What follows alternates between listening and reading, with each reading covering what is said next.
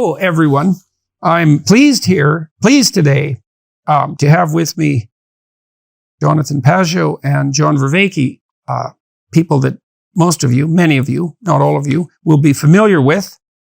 I've been working on a new book entitled We Who Wrestle with God, and it's been influenced by Jonathan's ideas and John's ideas. And I developed an argument in part as a consequence of the public lectures I've been doing for the last 3 months, trying to push my ideas farther. And I put forward a set of propositions that I'm basing one of the book chapters on.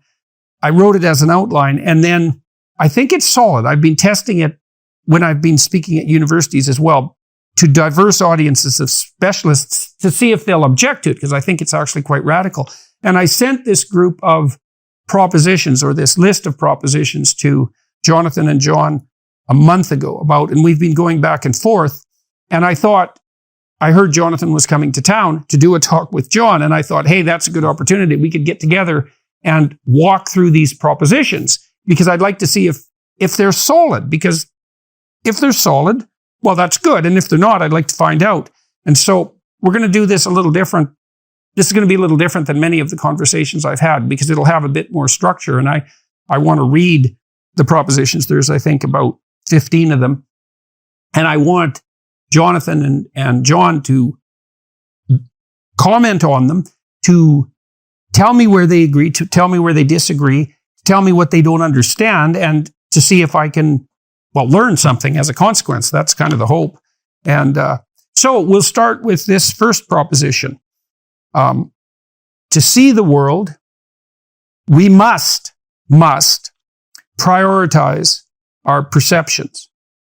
So, John, I'll ask you about that first, because that's I believe, a particular focus of yours. I don't think that's an exaggeration. No, it's not. That's the core of my work. And so the main way I would respond to this is I would say, I think the work that's coming out from artificial intelligence and the work that's coming out from attention lines up with this very well. I don't have any significant disagreement with that proposition. And the must part of it as well? So the must, let me tell you how I took the must. Yeah. And I took it as what's called constitutive necessity. I took it to be, if you're going to be a cognitive agent, then you must do this. I didn't take it to be a metaphysical necessity. I took it to be that kind of constitutive necessity. I think it's useful to start with what you describe as constituent necessities before you move into the realm of metaphysical necessity. I think that's a good way to argue. You should, right? And so I think, and I'm not going to recapitulate all these arguments, but a lot of work, I think, zeroes in on the idea that the core of what makes us intelligent, and the thing that we're finding difficult to give to machines to make them artificially general intelligence, is a process I call relevance realization, which is exactly, I think, lines up with this very well. The amount of information available to you in the world is astronomically vast. All the things you could pay attention to. The amount of information in your long-term memory, especially if you think of all the ways it could be combined, is also astronomically vast. Right. The number of options of potential lines of behavior. I could move this finger or this finger. I could move them. I could live, and the ways I can move around. That's combinatorial explosion. All of it. And then, right. And then you can also consider, all of the options, of different, of potential worlds you might want to consider trying to produce or moving into, right? And so the point is, in many different dimensions, we face combinatorial explosion. And what you can't do, and this is where it lines up with the must, because we're finite beings with finite resources and finite time, is you can't check all of that information. So you can't go and say, no, that's not relevant. That's not relevant. That memory is not relevant. That will take, that's the rest of the history of the universe. Right. So we don't know how we do it, in fact, because of that in part. Well, I mean, I think there's getting some clues towards it. But we can talk about that later. Okay. Right. So the must and the prioritization on the perception side, you're fine with. It has to be. And here's the tricky thing, which is, the fact that we can't check it means, and this sounds almost like a Zen koan, is the prioritization is odd when you say it sort of like prima facie. Yeah. Because it means we intelligently ignore most of the information. Right. So the prioritization, what I want to put, that's a good codicil. So you're saying that you don't want to misinterpret the necessity for prioritization as something like the necessity or our ability to make a numbered list of the number of possibilities that lay out in front of us, because that's actually impossible. Right. So that isn't how we do it. However we do it, isn't that? Exactly. So if you're okay with that reading, and it sounds like you are, prioritization doesn't mean what we normally mean by prioritization, where we set things out explicit and focal and then choose between them. It's implicit. It's implicit and it's self-organizing, and our ability to think. And it's unconscious. Yes, emerges out of it. We can influence it top down, but because it is an absolute requirement for our cognition, I would argue that our ability to do anything that we do consciously is ultimately dependent on it and presupposes it. Right. Okay, fine. So that's good. Jonathan, you got anything to add to that? I think the only thing that I would add is, you have to phrase it in a certain way. You have to have a sentence. But there's a sense in which perception, when we say we must prioritize our perceptions, I think the best way to understand it is that perception is already prioritization. In order to perceive, there has to be a hierarchy in itself. Perception is in and of itself an act of implicit prioritization. And to use the word implicit would be a good idea. So to avoid the idea that we are consciously doing it, but that in order to even perceive the world, there already has to be a given hierarchy that is making you able to focus on anything. Because or else we would be lost in a wave, a sea of infinite details. Okay, so I think that's a good codicil. And so we could also make a little technical case here quickly. So part of the problem that John referred to is that, in some sense, it's the problem of the finite confronting the infinite. And so we could make a neurological argument for that. So, for example, when you move your eyes around, or when they move around as a consequence of being directed by unconscious structures of prioritization, because that happens all the time, you move your eyes around because you want to direct the high resolution part of your visual system to whatever you're attending to. That's the fovea. And the fovea is a very small part of your retina, and it's a very high resolution part. So each cell in the fovea is connected at the level of the primary visual cortex to 10,000 cells. And then each of those have 10,000 connections. And so if your whole vision was foveal in its resolution, you'd have to have a skull like an alien to contain that much brain. And so and that's a real indication of that finitude, right? Is that you do have limited cognitive resources, and limited means practically and physically limited, but it also means metabolically limited. The cost of running your brain is already extremely high. And so you're going to shepherd your available attentional resources because they are finite, and they're finite in no small part because they are technically, metabolically costly. That all seems okay? So I would add one thing to that, which is I would put an emphasis on how this process has to be self-organizing, because we want to avoid a perennial problem, which you and I both know shows up in psychology, which is to posit the internal homunculus that actually doesn't explain the problem, but just shifts it. The central executive is an example of this, etc. So we don't want to say that there's someone that's doing the prioritization, because that someone is just as mysterious. Right. And is facing the very problem that we're trying to explain. So, the process has to be dynamically self-organized. One of the ways I've realized how that problem works is in an attempt to solve the mind-body problem, because you can't solve the mind-body problem, but you can say, well, let's say you want to explore an idea, and you decide to do that by writing an essay. So then you sit down in front of the computer, which is not an idea. It's actually that you're sitting, and then you move your fingers on the keyboard. And so there's a hierarchy of transformation from mind, which might be the abstract intent, to body. And so the spirit hits the body in the finger movements. And then the spirit disappears in some sense under the finger movements, because you can move your fingers voluntarily, but you have no idea what muscles you're moving to do that. And you can't control the cells or anything like that. Oh, I did that with my students in the lecture this morning. I was talking about this very fact that I said, put up your finger. Okay. Bend your finger. What do you do to bend your finger? Right. Bend Exactly. finger. Exactly. Yeah. It's so interesting. It's so interesting that you have that level of consciousness at that level of detail, which is pretty detailed, but no more than that. Yes. Yeah. So that's a mystery, man. That localization of consciousness between the body and part of the spirit. There's like a, what would you call it? There's a bandwidth. There's a bandwidth of resolution for consciousness. Yes. And why that see, the social psychologists who studied language sort of cottoned on to this, because one of the things they realized was that short words, first of all, short words tend to be old words. Yes. So, because as language develops, words that are used a lot get more efficient. But the short words also map extraordinarily well onto the self-evident level of perception. And so, for example, a short word is cat, because a cat presents itself for some reason to our perception. The species cat doesn't, and the fur of the cat in some sense doesn't. It's the cat. Yes. And you can see that primary object level recognition. Basic level. Basic level. That's right. Rush. Yes. Level. Yes. And so you see that with babies, because they get doggy pretty damn fast. And that's because the language maps onto the primary domain of perception, that basic level perception, quite nicely. And that is associated with something like the natural bandwidth of consciousness.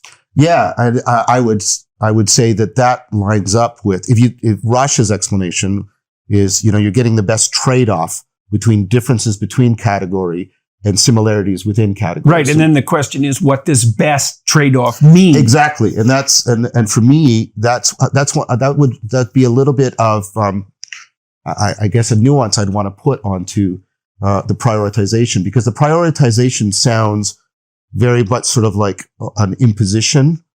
Whereas I think what we're talking about is something more like what Mauro Ponti talked about when he talked about optimal gripping. Mm-hmm. Right. So what's the correct, distance to look at this? Well, it depends, because if I zoom in, I lose the gestalt. If I zoom out, I lose the detail. Yeah, it depends on what you want to do. Exactly. Yes, well, that's it. That's why I'm kind of attracted to pragmatism. It's like, well, to some degree, our theories of truth need to be embedded in the practicalities of action. And so, is that a grippable object that I can drink from? Well, I want my perception to match that problem. Yeah, but it doesn't, I think that if you understand that the prioritization, let's say that you have heaven and earth, I'm going to use mythical categories, but so you have, you have heaven and earth, and that it's the way in which heaven meets earth is a mutual relationship, right? We always see it as a relationship of lovers, you could say.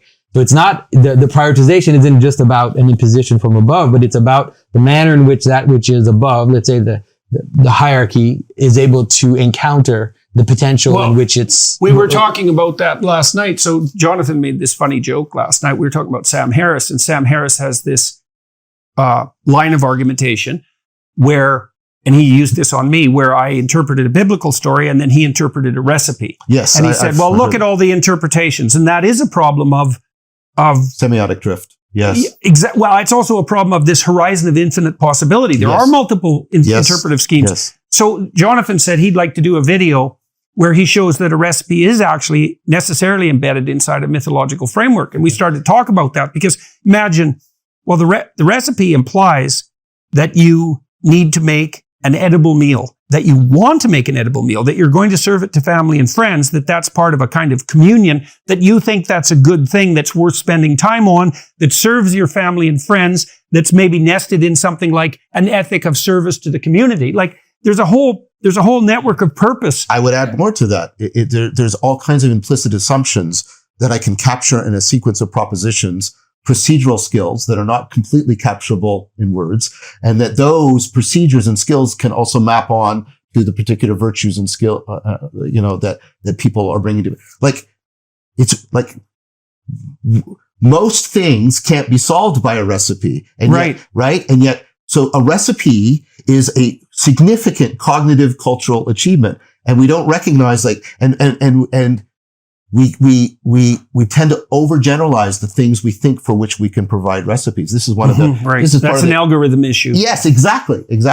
And so there's lots. Yeah. But even in the recipe itself, you will notice that the way in which we name things and the way in which we order things will be related to a normal prioritization, hierarchy prioritization. But if you're making chicken, you'll have the chicken and then you'll have the spices, and you'll understand that these elements that I'm adding are spices, and that they're let's say something like a marginalia that I'm adding to the central meal. Yeah. It's actually it's the pattern of a church, actually, where you have a movement towards the central identity that we understand, and then we have the way in which it's complemented through other things. And so even the actual recipe itself is like a little microcosm. And also the judgment you use is like, well, how much spice? Yeah. Well, the answer is, well, what function is the spice going to serve? And you say, well, I want to add a little zest and interest to my cooking. And so then you have a philosophy of zest and interest that's associated with that, because just predictable chicken isn't good enough. And maybe you want to put a little more spice on because you want to, what would you say? You want to challenge your guests a little bit in an interesting way. And you're thinking this all through. And for the same reason you'd wear funny socks or a tie that has just a little bit too much on it, Mm-hmm. Well, it's same thing. I mean,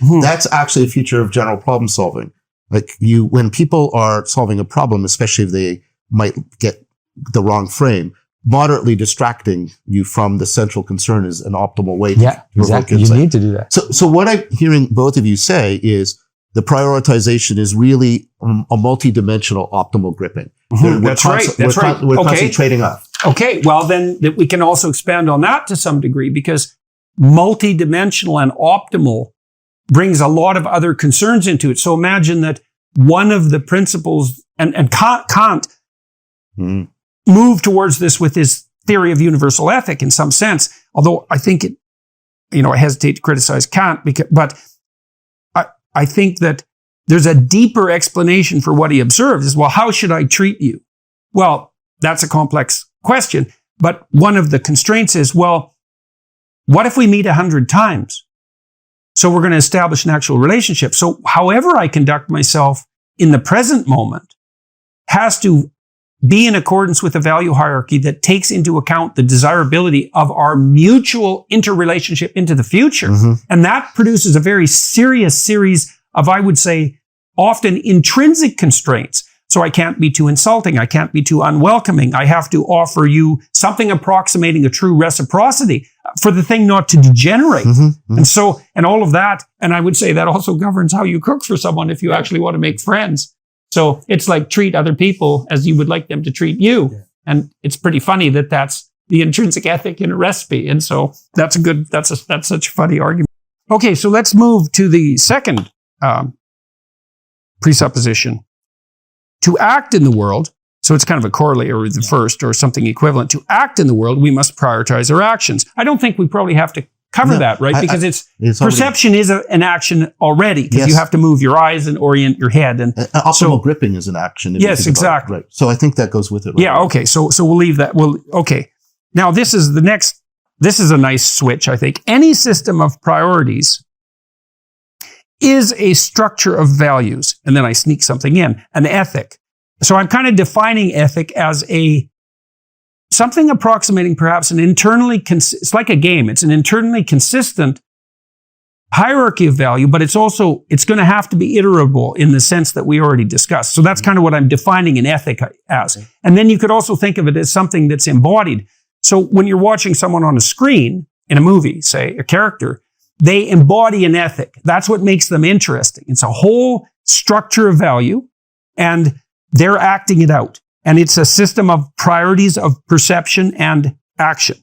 And that's a value structure. The reason it's a value structure is because, well, what's the difference between prioritization and value?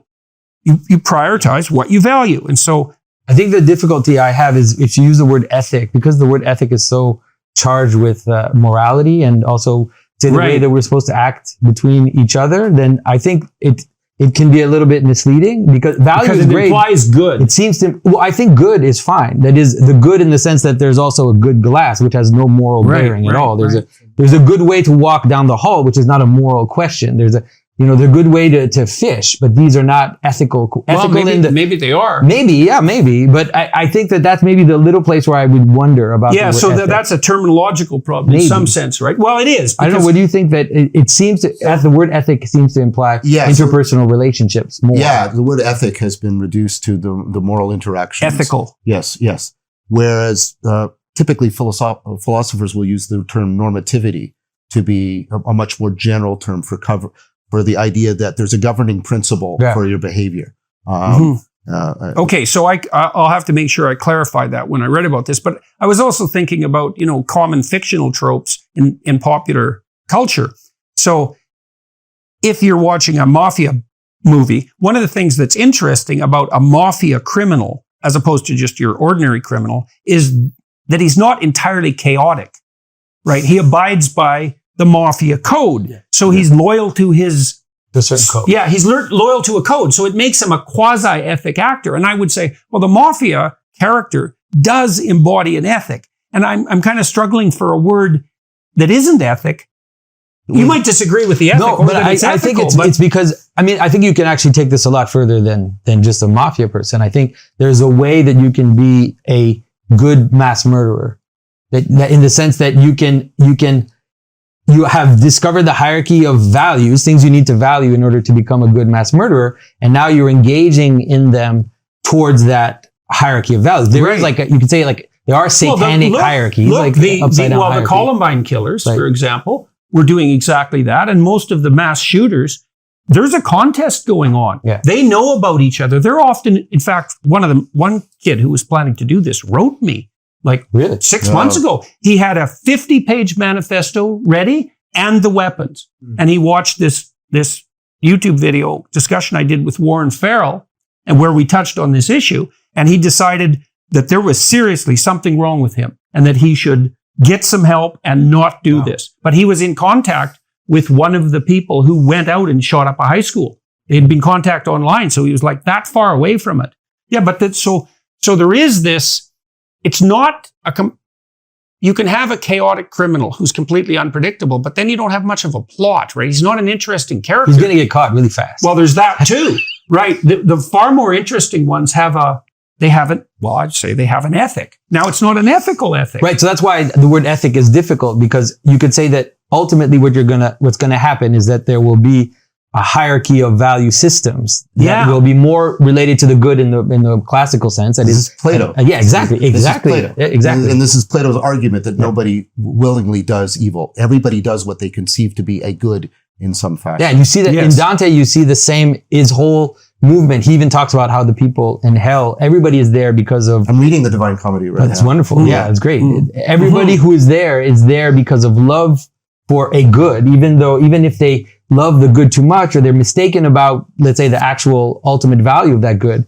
Everybody moves towards a good, even if you're doing something which is completely reprehensible. Yeah, the proposal that sin is actually failing to love wisely. Yeah, exactly. That's the Dante. You see that I have some problem with that viewpoint because I think that happens. I do think that happens. And I think many of the, I've talked to people like my friend Greg Hurwitz, who writes thrillers, and he crafts pretty evil characters. And we've talked about that a lot.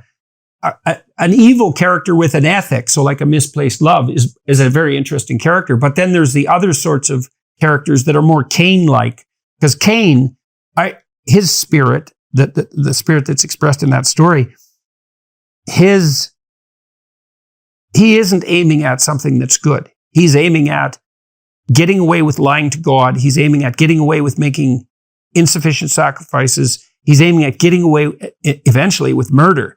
It's not a perversion of the good. And I think that we underestimate the problem of evil if we assume that it's merely a consequence of worshiping false idols, say. Because the idol can be it's like, I talked to you last night about the reports that Michel Foucault raped boys in graveyards. It's like, okay, he argued even formally, culturally, to abolish or at least radically reduce the age of consent. And a lot of intellectuals went along with him. And maybe you can have a discussion about that and what the age of consent could be. And maybe you can't. There's room for differences in opinion there. But when your pedophilia involves graveyard sex, then that's not a misplaced good. Like that's. But why not, Jordan? Why isn't that? Pleasure is a good, right? And well, it's so specific. Why the graveyard? Like there's something so dark. I think that's a place that's so dark that you can't go there without knowing that it's dark. And I really do believe, and I've done my best to study the thought of people who've done truly reprehensible things, is that there's a level of reprehensibility where you are going there to cause the most trouble you can. And I don't see if there's any good left in that. It's such a tiny I'm really going to spark. be I'm really going to be the devil's advocate here, knowing that there are some that do it better than others and some that don't do it as well. Even recognizing that the good that they're aiming towards is not really transcendentally Their the good. memory has to be working. Their problem solving has That to is be that working. it's like if I, Yeah, like so I said, they're still driven by a coherent spirit. That's right. Well, that's Yeah. what I think the spirit of Lucifer and the spirit of Goethe's Mephistopheles.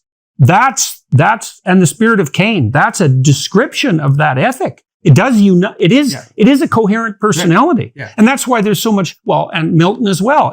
There's been an attempt to delineate the ethic of evil. Yeah. And it's not merely chaotic. and one of the reasons why it's important, and maybe it's hard to see that right away, but one of the reasons why it's important, at least I find it important to formulate it this way, the way that Dante formulated it or that Plato formulated it, is that if you don't go in this direction, you end up with a dualism, and then they end up acting as like two opposites. Whereas there's the more Platonic way of setting it up, what ends up happening is that the evil always ends up just being a perversion of the good. Right. And It's parasitic. Completely It's parasitic. always parasitic. And so what it does is that it makes the good truly good, and it makes it all pervasive and a way in which it can actually fill up the entire cosmos. You know, this Right, idea so that even in the depth of hell, the love of God is there. Like you see that in a lot of the Christian mystics, that there is no place that is Okay, so let me good. ask you about that on the grounds of Christian theology. So, and I'm probably going to mangle this, and so correct me. Well, there's an idea that in the book of Revelation that Christ is the eternal judge, but that he's also a judge who comes back at the end of days and separates the wheat from the chaff, the damned from the saved. And the implication in that book is that many are called, but few are chosen. The judgment's pretty damn harsh. And most what? Most spirits are damned. Most people are damned. And then is that eternal, or is there a reconciliation? And so I don't know the answer to that. So in the Christian you theological could say sense. that the best way, this is the type of thing that could actually get me in trouble, but it's like the best way to formulate it, I think, that we're seeing in the Orthodox tradition right now, is to say that we live in the hope of a final restoration, but that we cannot the universal redemption. Yeah, but we cannot posit it because like you said, there seem to be two traditions in the Christian world. There's a tradition of final restoration, which you find in Revelation as well, by the way, because it says the last thing to die is death itself, right? There's the sense in which death is thrown into the fire. And so what exactly is that referring to? The sense in which the heavenly Jerusalem descends and fills up the entire world. So you have these images, and then you also have an image of evil being completely, let's say, cast off. And those two kind of exist in a kind of uneasy... It's. I was thinking about this the other day when I was thinking about making a video addressed to the Islamic world, as preposterous as that might sound. Because one of the things you want to do when you're talking to people is you want to distinguish between them as of intrinsic value and redeemable in some final sense, just as you are, and ideas that might be possessing them that have either this misplaced good element to them or this vengeful element. And so, you don't want to use a horrible cliche, you don't want to throw the baby out with the bathwater. And so maybe the separation of the wheat from the chaff is a spiritual discrimination that doesn't throw out the entire being along with the judgment. Yeah. If you understand it fractally, then I think that makes sense. If you read, like, for example, C.S. Lewis is a great example of someone who kind of was going in that direction, was hinting at some things. He talked about how, like, this notion that the key to hell is locked from the inside. Right. That no matter, even, like, I think C.S. Lewis said, like, even in the depth of hell, if Satan wanted to repent, that's what Milton said it's too. It's not happening because that's the role that's in the story. This is the character that helping you understand this part of the cosmos, or the part of the way that the world is laying itself out. And you see that in some of the Syrian fathers, for example, St. Ephraim the Syrian, he says things like that, where he says, the fire in hell is the same fire that was at Pentecost. The fire in hell is the love of God. And it's only that to the extent that you refuse distant to from be that. transformed Yeah. and you hold on to your, let's say, parasitic good, Yeah. that is what the fire of hell is. Well, burning. right. Well, part of that is that as you become more divorced from, let's say, what constitutes a sustainable and valid good, the farther you get away from that, whether it's merely by pursuing a misplaced good or it's by conscious design, the more that elevates itself up as the harshest possible judge that will do the most damage to your current ethic and then destabilize your whole perceptions. And so that's so interesting because as you deviate, speaking spiritually, as you deviate from God, he becomes more tyrannical in some sense to you and more judgmental. And it's also partly because this is why the Catholic idea of confession isn't what's often pilloried, because, people laugh, well, you're a Catholic, you can sin your whole life, and on your deathbed, you can repent. It's like, yeah, but you have to face the magnitude of everything you did wrong.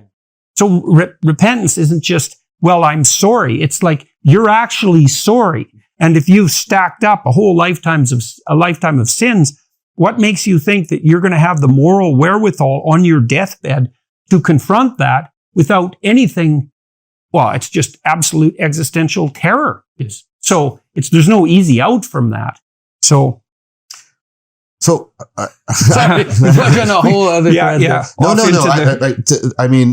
I thought the discussion was important, and what you just said, Jordan, is important. I for one would not want immortality, because when I look back at the foolishness and the vices of my past,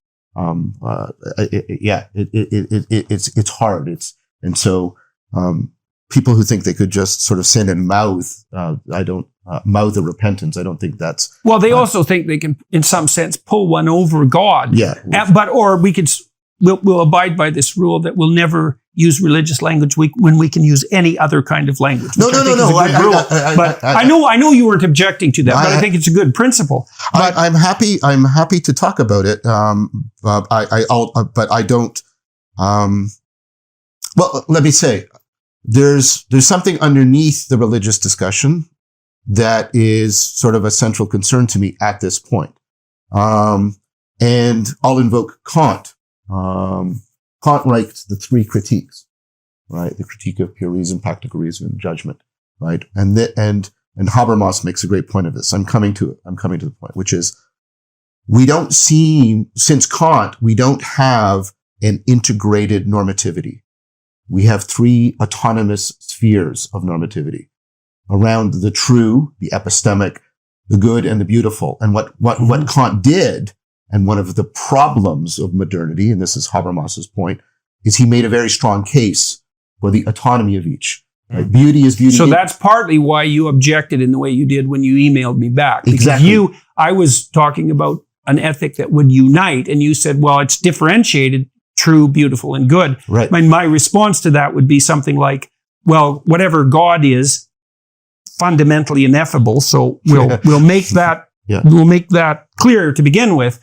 But I would say that one way of thinking about the way we think about God is that God is what's common to the good, the true, and the beautiful. So this gets us into the discussion that I think is, for me, sort of the deepest levels of the phenomenology and the cognition, which is, Jonathan would know, this is the classical doctrine. The classical way of putting this is the convertible of the transcendentals are convertible into each other.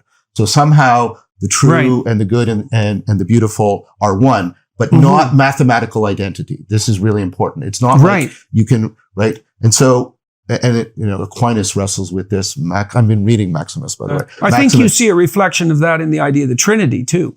Well, of course, right? And so the issue there is, and I've been reading D.C. Schindler on the Catholicity of Reason, and he talks about this. He gets it from Balthasar. He talks about the primacy of beauty, the centrality of goodness, and the ultimacy of truth. That they are superlative, but in different ways. So what he means by that is there's a primacy to beauty, and this is a classic Platonic argument. If you don't have beauty, all the other normativities are not available to you. Right. So why right? That's not so. Like I wrote a chapter in my last book on the necessity of beauty, but I don't understand why primary. you think? Because And what does that say about our perception that it's primary and so, right? Because you don't have to think about it. Is that part of it? Is that you apprehend it? I don't understand exactly. Well, a way of thinking about it is Scarry wrote a really beautiful book called Beauty and how it prepares us for truth and justice. And the idea. So let's take something that's very culturally relevant and something I've been talking about. So we are immersed in what Ricoeur called hermeneutics of suspicion. The hermeneutics of suspicion is that appearances are always distorting, distracting, deceiving us from reality. That's the hermeneutics of suspicion. And the moment of truth is when you reveal the hidden cabal, the conspiracy, right? This is the hermeneutics of suspicion. And it's, and Ricoeur's point is we got this. That's what Freud does. Marx does. Freud and Marx. It's the uncovering. Right. Here's what's really going on. The deconstruction is here's what's really going on. Exactly. It's everywhere now. Right. It's exactly. Right. Okay. Now, Now here's Merleau-Ponty's point about this, right? His point is, but wait, the hermeneutics of that, the hermeneutics of suspicion is always dependent on this. If I say that's unreal, oh, look, I do that because I say that's real. Realization is always a comparative judgment. This is his point.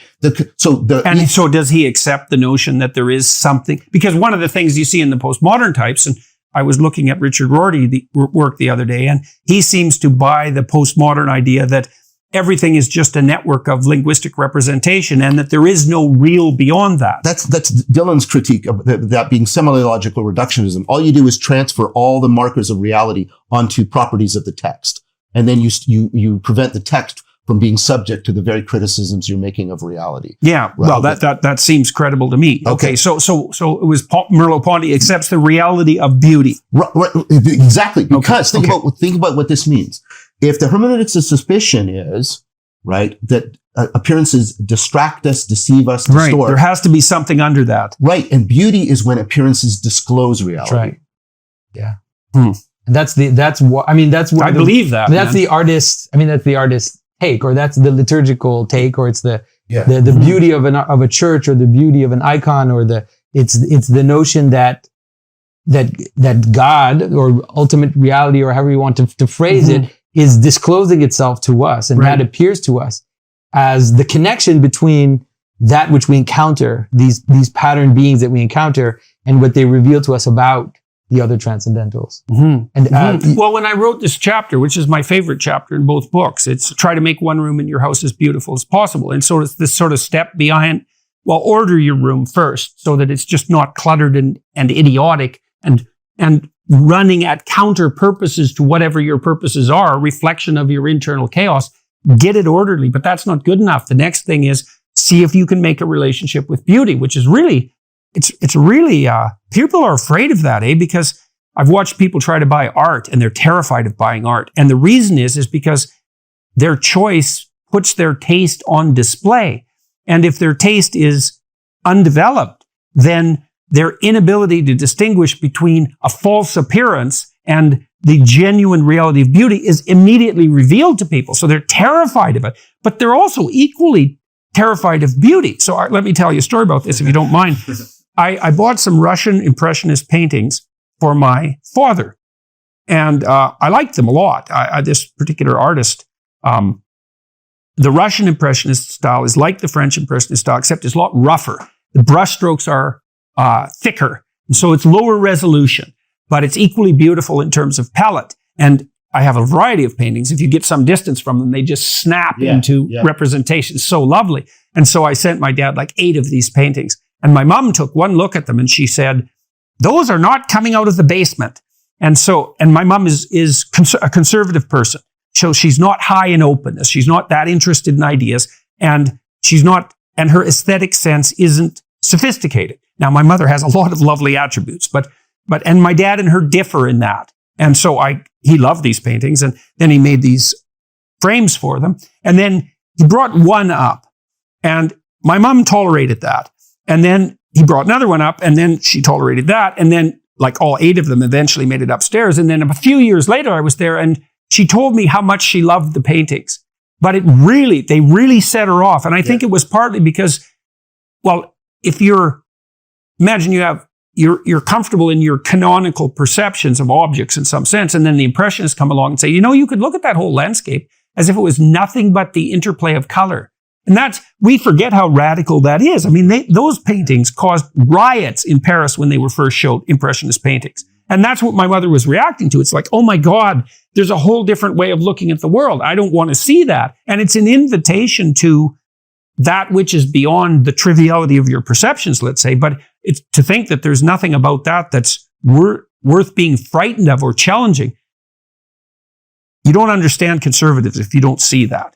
So, but in terms of beauty, one of the things that also that, especially now, one of the problems or the way that beauty can kind of overwhelm us is that we feel as if we give ourselves, we're afraid of the suspicion, the hermeneutics of suspicion. We're afraid that if we see reality discloses itself to us and we can see the connection between that which is appearing to me and something behind it, then I'm afraid that if I make that leap, then I'll be betrayed, or that it will that it won't turn out to be real, and sometimes it's not. Like it is possible to be tricked by appearances, and this gets you to Hans, Saving Beauty. His critique of what you see going on right now is he argues if you read ancient texts, if you read Plotinus, one of the features they'll say about beauty is it's striking and disturbing and disrupting. Mm-hmm. Right. And I want to come back to that about the transformative aspect of truth,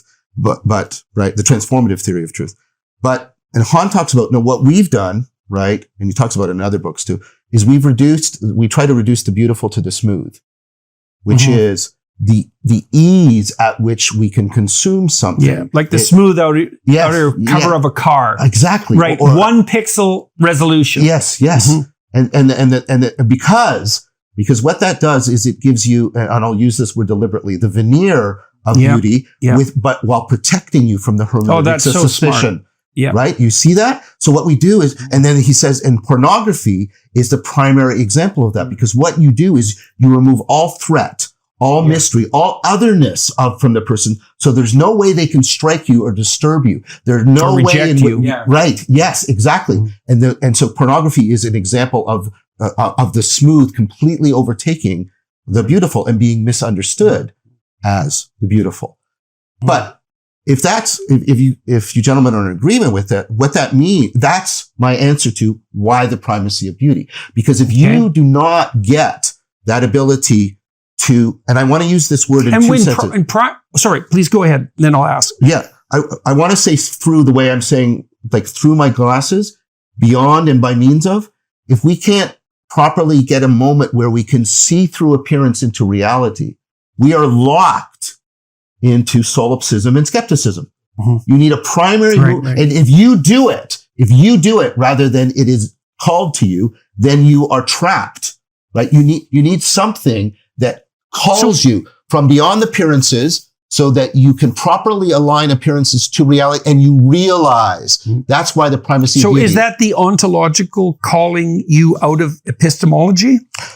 I would argue that that's Plato's argument for how the beauty.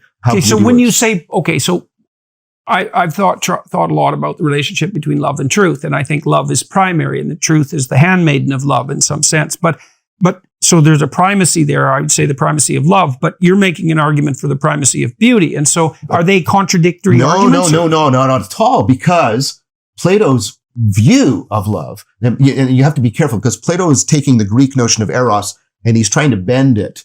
And I think he's trying to bend it towards what the Christians are going to eventually talk about in agape. Right. Okay. Right. So take that as a caveat on what I'm saying. But nevertheless, what's going on, right, is Plato says, no. What love is that you are called to beauty.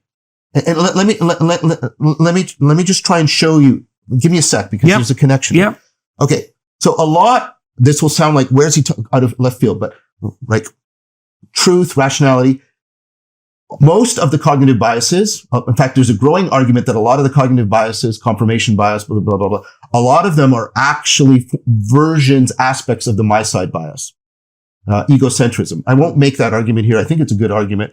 But let's say, even if it's only partially true, this is an important point. And Spinoza got this, right? This orientation, self-relevance, how things are relevant to me, right? That sort of fundamental egocentrism, a fundamental way in which you're prioritizing your perception on the world, right? You can't reason your way out of that. Spinoza, the most logical of the philosophers, says, no, the only thing that will invert the arrow of relevance is love. This is Murdoch's point. Love is when you recognize something other than yourself as real. Right. Okay, so let me ask you about that, because I've been thinking about the idea of being selfish.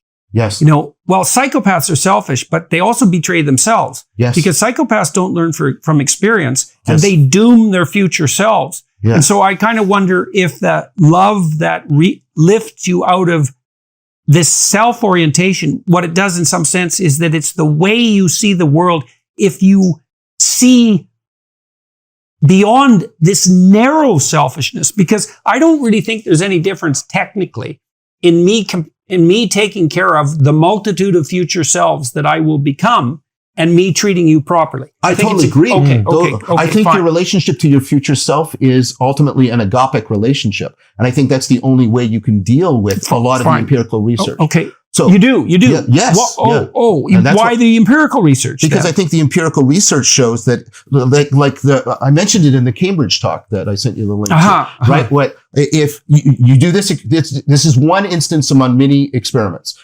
You go into a bunch of academics at a university, the people who are supposed to be the best at taking data and processing it. You present them with all the evidence that they should start saving for their retirement right now. Right. And they won't do it. You come back 6 months later, you ask them at the time, is this argument a solid argument? Great evidence. Yeah. Come back 6 months. Have they changed? Not at all. Yeah. The behavioral therapists know that perfectly well. Right.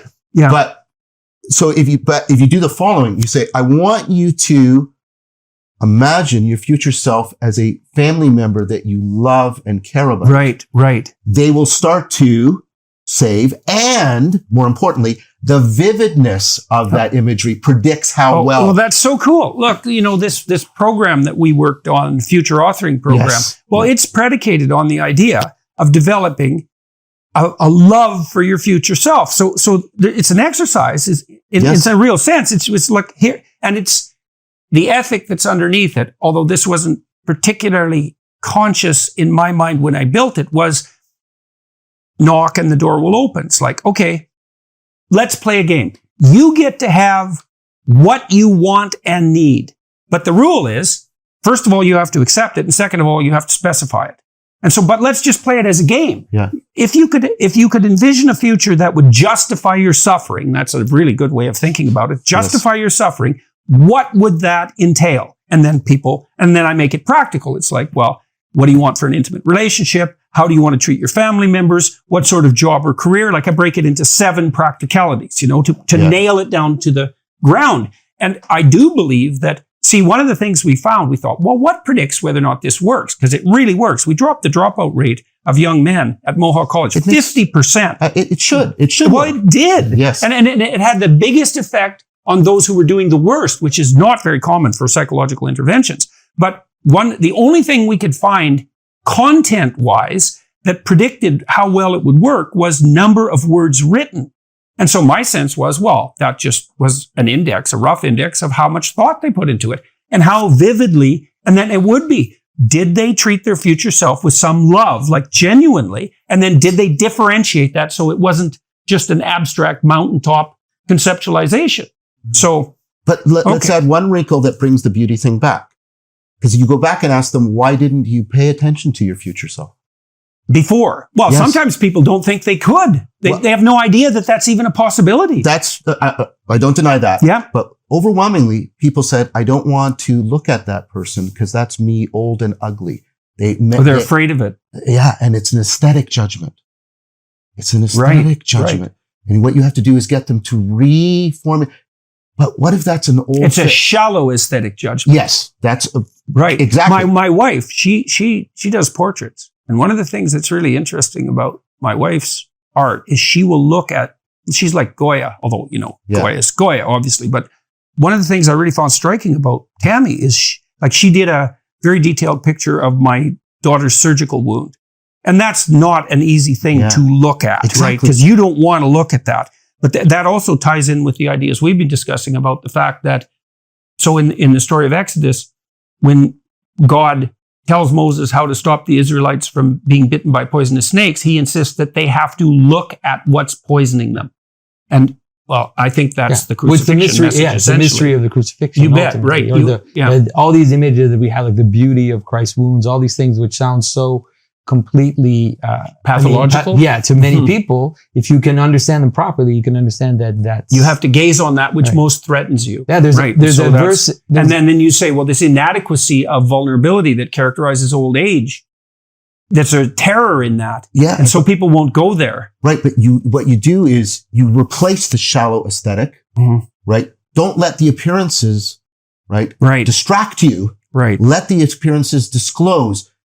What if that was an old family member who's always look through and see that those appearances that's somebody who's been there, right? That you care about. Someone you love. Exactly. And so you beautify them, so you love them, and the love and the beauty, they reinforce each other. So for me, to answer your question, right, you're saying the primacy of love, and I think you ultimately mean agapic love, right? That and beauty are, if you're incapable of turning the arrow of relevance and saying, I want that to exist rather than I want that to exist for me. Right? That's what beauty does. And that's also the central move, I would argue, in love. Okay. So do we want to detour into the true and it's beautiful, true and the good. The good. Do you have something equally revealing to say about the good and the true? Yeah, I do. Okay, well, let's go there, and then we'll continue through this, because I thought that was really useful. Well, and I would like us, if I would request that we return back to that, whatever this discourse, whatever. I love following the logos. That's I aspire to be like Socrates, spoken like a true Christian. Well, but spoken like a true follower of Socrates too, right? Fair enough. Right. But I'm hoping that in this dialogos, if we get into the depths of the true, the good, and the beautiful, that we can address my criticism of you. Yep. Which is, I'm making a criticism on behalf of the Enlightenment and Kant. Yes. Which is the fracturing of the normativities into three autonomous spheres. Yep. And this argument, if it's going to go forward, needs something that would. Yep. I see what you're doing. You bet. Is that okay with you? Yeah, that's Jonathan? fine. Yeah, that's okay. Right. Okay. So for me, the thing I want to say, first about the good is, there's two readings to make about this. And one is, and this is what the Enlightenment did, we can reduce, and Jonathan's already challenged this, but we can reduce we can reduce the good to the ethical good. So that when we're talking about goodness, we're asking how moral a person is in the standard modern meaning, right? Now, what Plato argues is that is actually a derivative form of goodness. It's kind of an algorithmic form. But so here's the central sort of, at least I would argue. Now, of course, there are going to be 10,000 Platonists who will disagree with everything I said because Plato's been around so long, right? But I think I could make a good case, and I think this lines up with the best book I've ever read on Plato, D.C. Schindler's Plato's Critique of Impure Reason. The best book, hands down, my whole life. D.C. Schindler's astonishing. But here's a proposal, right? And you can see Descartes wrestling with this in the Enlightenment and sort of failing. We need intelligibility to be wedded to reality. Right? The structures of intelligibility have to be not identical to, because that's impossible. You try idealism, and that fails. I'm sorry, that was too fast for some people, but I'll just let that go. But so the map has to correspond to the territory. More than correspond, there has to be a conformity. There has to be a contact and a wedding to them together. There can't be a space between them, like there is between map and territory, because as soon as there's a space, there's what guarantees and what manages the space. And at some point, this is Taylor's point, you need a contact epistemology, not right. Okay, right. So now there's nothing you can do, right, that will show me or give me an argument for why intelligibility should conform that way to reality. Because what you'll do is you'll get locked in, right? And this is what Plato saw, right? But what Plato's basically saying is it's like, if I can put it this way, I'll try and put it in a way that's more narrative. It's like there's a perpetual promise that intelligibility will track reality, and that we find that to be inexhaustibly the case. But there's no argument we can give that will ultimately explain that, because every argument presupposes it. Does that track as? I'm not sure why the last part of that is true, although I agree that it's true. So, and what's running around in the back of my head while you're laying that out is, I think, well, in some sense, that's the problem that evolution solves in a technical sense. So, let's say a mosquito lays 1 million eggs in its lifetime. And so that's 1 million mosquitoes whose epistemology better track ontology, but almost none of them do. So they all die. Yes. And so that mapping, I think, because it's philosophically impossible in some sense, I think that the process of evolution is actually what solves that. And then our cognitive architecture emerges out of that evolved base. And so it's taken 3.5 billion years to produce the solutions that we have to mapping intelligibility onto. I totally agree with you about this. I agree, so let me agree and then tell you why I think it goes deeper. Yeah. Okay. So just very quickly, I think relevance realization basically does that same thing that evolution does. It has it's a self-organizing system in which you would introduce variation and then selection. Your attention's doing it right now. There's a drive to open up, mind wander, vary. And then and what you're doing is constantly evolving your fittedness, your optimal gripping. So towards some end, which is the dialogue of the conversation. Yes. Yeah. Yes. And whatever that's embedded in. Exactly. Yeah. Right. Yeah. Okay. So you're doing this. Exactly. Yeah. And there's a space of associations beside what you're doing. But what I'm saying is evolution actually presupposes an ontology in which that will work. Right. Right. So that's the deeper point. Okay. Right. Okay. So that you should have something to say about that. But we've talked about that before. Like when we did that thing on Genesis, and you talk about how it's this idea of a psychic projection. But the idea that, let's say Jung, for example, could imagine that you could psychically project patterns and onto the world means that it presupposes that the same problem. Like that means that those patterns are presupposed in the manner in which the world exists for that to even be. Right. And the historians of science I've read who attempt to embed the development of science in a Judeo-Christian ethic by necessity, also, giving obeisance, let's say, to the influence of the Enlightenment, say that the notion that there was a logos, there's an ontological logos as well as an epistemological logos, was a precondition for the development of the scientific attitude. And I think that's true. Yes. And I think, and that's the cornerstone of ancient epistemology. You don't ask the question, how from this, the workings of my mind do I get to the ontology? You ask the question, well, whatever knowledge there is presupposes intelligibility, right? And then I have to ask, what must the world be like such that intelligibility reliably exists? It's a very different orientation. That's for sure. Okay. So, but let's take it that this is at least a plausible argument. The promise that intelligibility is wedded to reality and that we can realize it through something like relevance realization, cognitively or biologically, adaptivity through evolution, right? That promise is continually made, but we can give no explanation for it because given what we've just said, every attempt to explain it presupposes it as a fundamental thing.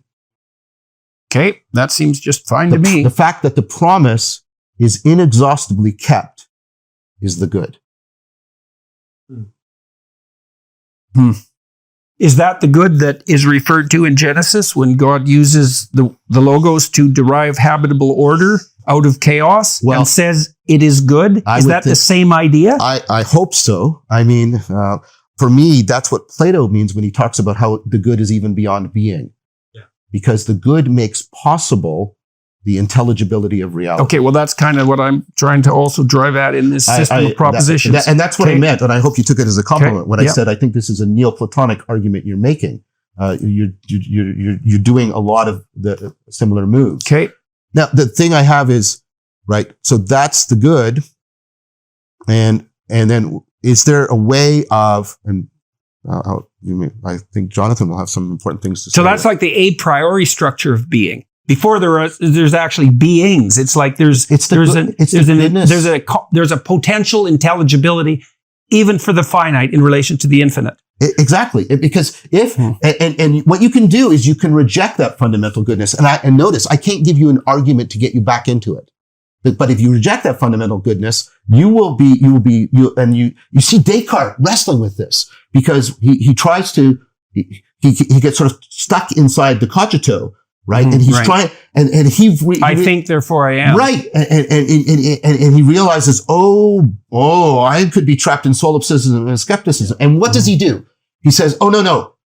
There must be a God that guarantees that the intelligibility, the clear and distinct ideas, map onto reality. He realizes he needs something outside of the argument in order to guarantee that fundamental goodness that makes everything else possible. But then what he does is he creates famously a circular argument for that God. And so he tries to make an argument for it, but he ends up presupposing the very thing he's trying to prove. This is what I mean by our apprehension of it is not something that is produced inferentially. It is an apprehension of this fundamental goodness. And I can't give you an argument or an evidence for it. Now, I think ethical goodness is dependent on and reflective of, at times exemplary of, that ontological, if you'll allow me, goodness. And don't you think that that's the reason why in so many traditions, the infinite is always referred to negatively, like the whole notion of negative theology or... Oh, that's interesting. Say more. Well, the idea that if you want to express that which is the source of being, you end up having it it empties itself. Yes. It empties itself of all characteristics while recognizing that it is at the same time the summation of all characteristics. It's like the good ultimately is that which everything is culminating to, and then it's a kind of giving away into something which is always more. And you think that's related to that a priori acceptance of the existence of the relationship between intelligence and being? Well, that this thing that guarantees that is being pointed at by these processes. I think so. I don't know, I can take you on this experiment that I've talked about. This idea that identity is kenotic, that identity always kind of empties itself into more. So you always use the example of an object, like you have a cup, and then you have at a certain level, you have different aspects of the cup. Yeah. And so in order for it to reach its good, all these elements, in order for them to reach its good, they have to give themselves into something which cannot be found at the level of their elements. And so what you end up having is you have hierarchies of beings that are moving towards that identity, but as they reach their highest point, they actually empty themselves into the higher identity. And then you move up, and then you end up with something that is beyond being ultimately. Okay, so let me try something to you, because that might start to sew the good and the true and the beautiful together. I've been doing a lot on marrying Merleau-Ponty with Plato, and John Roos and other people are doing this, so I will.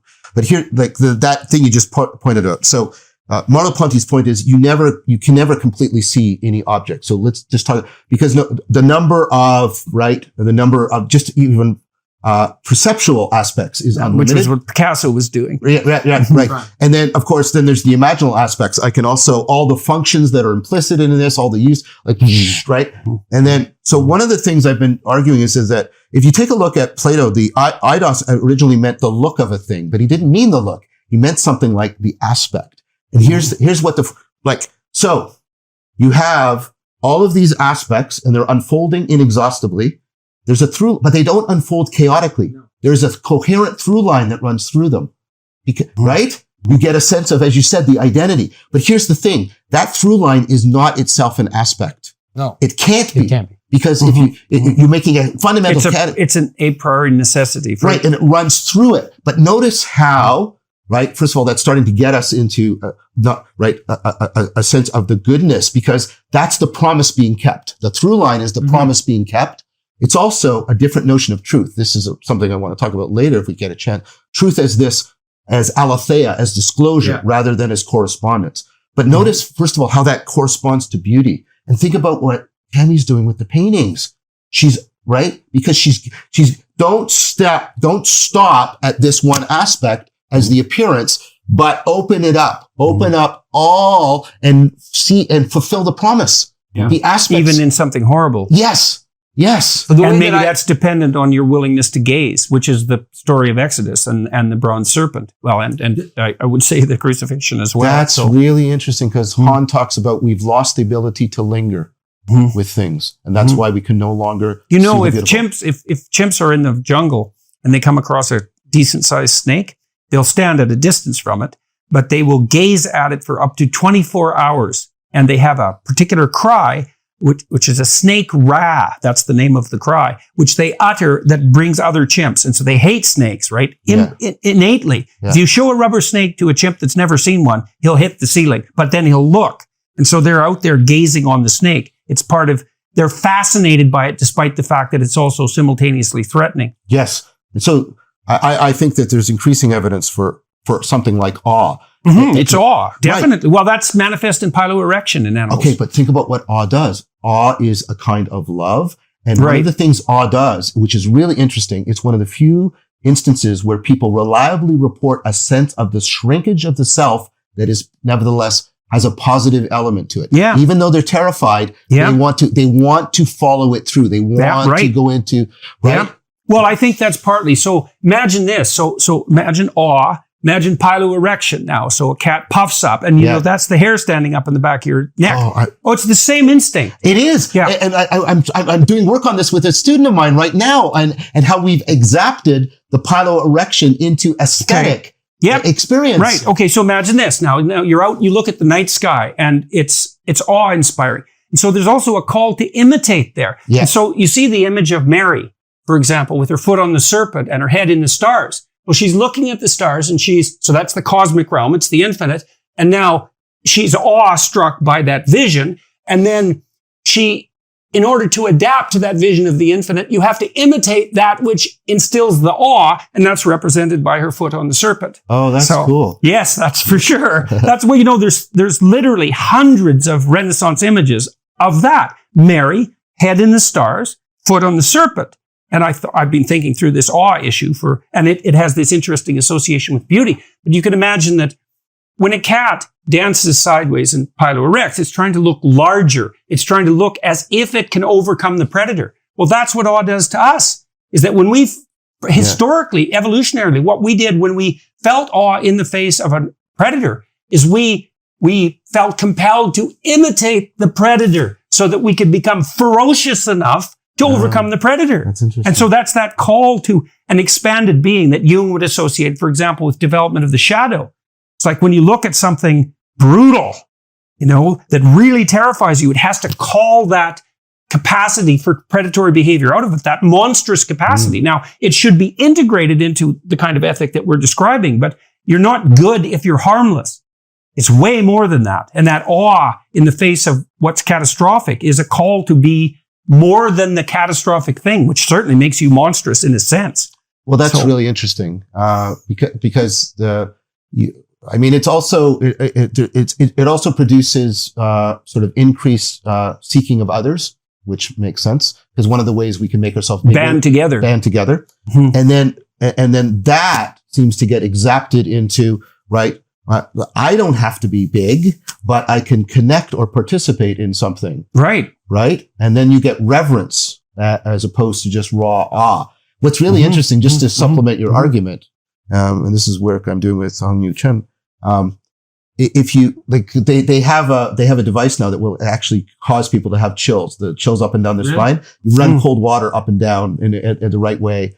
What you do and what you can do is you can really enhance people's aesthetic experience. But even more basically, you get people to listen to the same passage of music, and you put one group of people in a slightly cooler room, they will have a more powerful aesthetic experience of the music. Because it facilitates piloerection. Exactly. That's so cool. Yeah, I was so thrilled about this notion of piloerection being associated with the instinct to imitate. To put those two things together, it's like, well, what do you do in the face of the predator? Well, one is run away. The other is become superordinate to the predator. And then you might say, well, what's the worst possible predator? Which I think is part of the Judeo-Christian narrative, because we're trying to because the snake in the garden is Satan. It's like, well, what's the worst predator? It's not the snake, bad as snakes are. It's like a super snake. It's a meta snake. It's the sum total of everything that threatens you. And so that calls you to be more than that, whatever that is. I don't know a lot about the biology, but do animals experience this piloerection with, let's say, a member of their own species that is bigger or more dominating? Sure. Yes, they do. Sure. And we also have some preliminary, and it's ethnographic, so you have to be careful with it, that they do something that looks like awe. You'll get a monkey, you've got the snake thing, but there's also a video like of a macaque monkey, and it goes out onto a precipice, which is a little bit dangerous, to watch a sunrise. It's not doing anything. It just sits there. Well, monkeys will look longer if you show them photos of their troop. They gaze longer at the high status individuals as well. Yes. And if they are encountering a high status individual who could take them out in some sense, but not merely as an expression of power, as the primatologists insist, then they do show piloerection in response to the threat from the superior. But they're also fascinated by it. And you can imagine that part of that fascination is the locking of their attention onto what they could become. Right. Because that's what, at least that it interests me more in the sense of beauty, right? Yes. Where it is this sense of shrinking in front of something, in the sense, feeling that you're smaller than that, and then this desire to move into it. Or imitation is a kind of internalization, a kind of wedding yourself to someone in a profound way. And it's a form of worship, a primary form of worship, right? Because you worship what you imitate what you worship. They're the same thing. Yeah. And so, okay, well, that was fun. So shall we move to the next one? I think so. I mean, I'm getting a sense of how the true, the good, and the beautiful could be potentially integrated. Because I think that's a necessary requirement for this argument. And notice how we are moving outside of, we didn't talk about true. We can talk about that later at some point. We're moving outside of sort of standard ways of talking about at least goodness and beauty here. And I think there's similar ways of doing it at truth that could actually get us back to something that, well, it's nice to put the biological twist on it too. I'd wanted to run one thing before we move on, which is that the way that I tend to think about it in terms of, when we talked about the idea of the through line, yes, say you have, I think that's the eidos. I think that's what the form is in Plato. Well, it isn't what Aristotle thought it was. It isn't just a specificity of necessary and sufficient conditions. So would you feel comfortable with the notion that it's the manner in which the multiplicity is gathered? It's the logos. Right. And so it actually gathers multiplicity. Don't listen to my words. Listen to the logos that gathers them together. All things are one, right? Heraclitus. So then what we would presume provisionally is that the thing that unites the true, the good, and the beautiful is the logos. Now, we shouldn't make the presumption of knowing that we understand what that logos is. We've got some hints about what it is, but we can't characterize it entirely. Is that a reasonable proposition in your estimation? I think so. I think especially if we're careful to do what you did before, which is we have a dipolar way of invoking the logos. The logos is both the gathering, all right, the through lining, if I can put it that way, but it is also it is also the ontological reality that affords that happening. It's the fact that I can't exhaust it, right? No matter how far I push it. So whatever through line I have is at most a signification or a symbol of the fact that it's inexhaustible. Did that make sense, what I'm trying to say? What do you, no, I'm not trying to understand.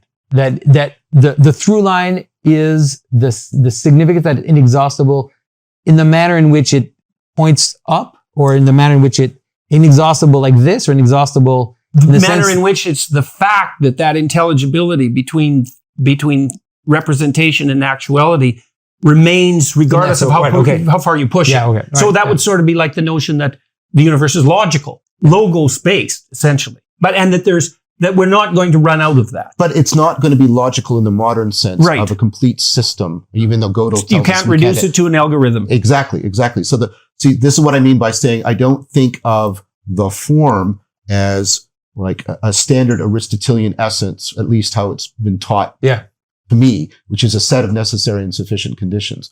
Like there's no becoming in that, is there? There's just being.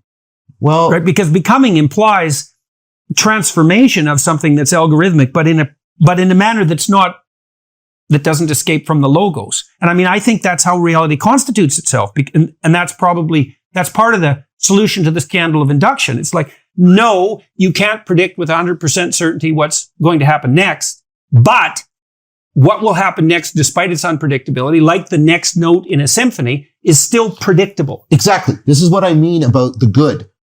The reason why Hume couldn't deal with the problem of induction is it requires the apprehension of the good, which is the promise that this is not going to be logical identity, but nevertheless, it is going to be inexhaustibly coherent. It's going to remain beautiful. And in that sense, it's always going to be something to which you can conform. It's not reducible to an algorithm, but that doesn't mean, well, you said it, that doesn't mean it's not habitable. Doesn't mean it's not good. It doesn't mean it's not coherent. Exactly. Right.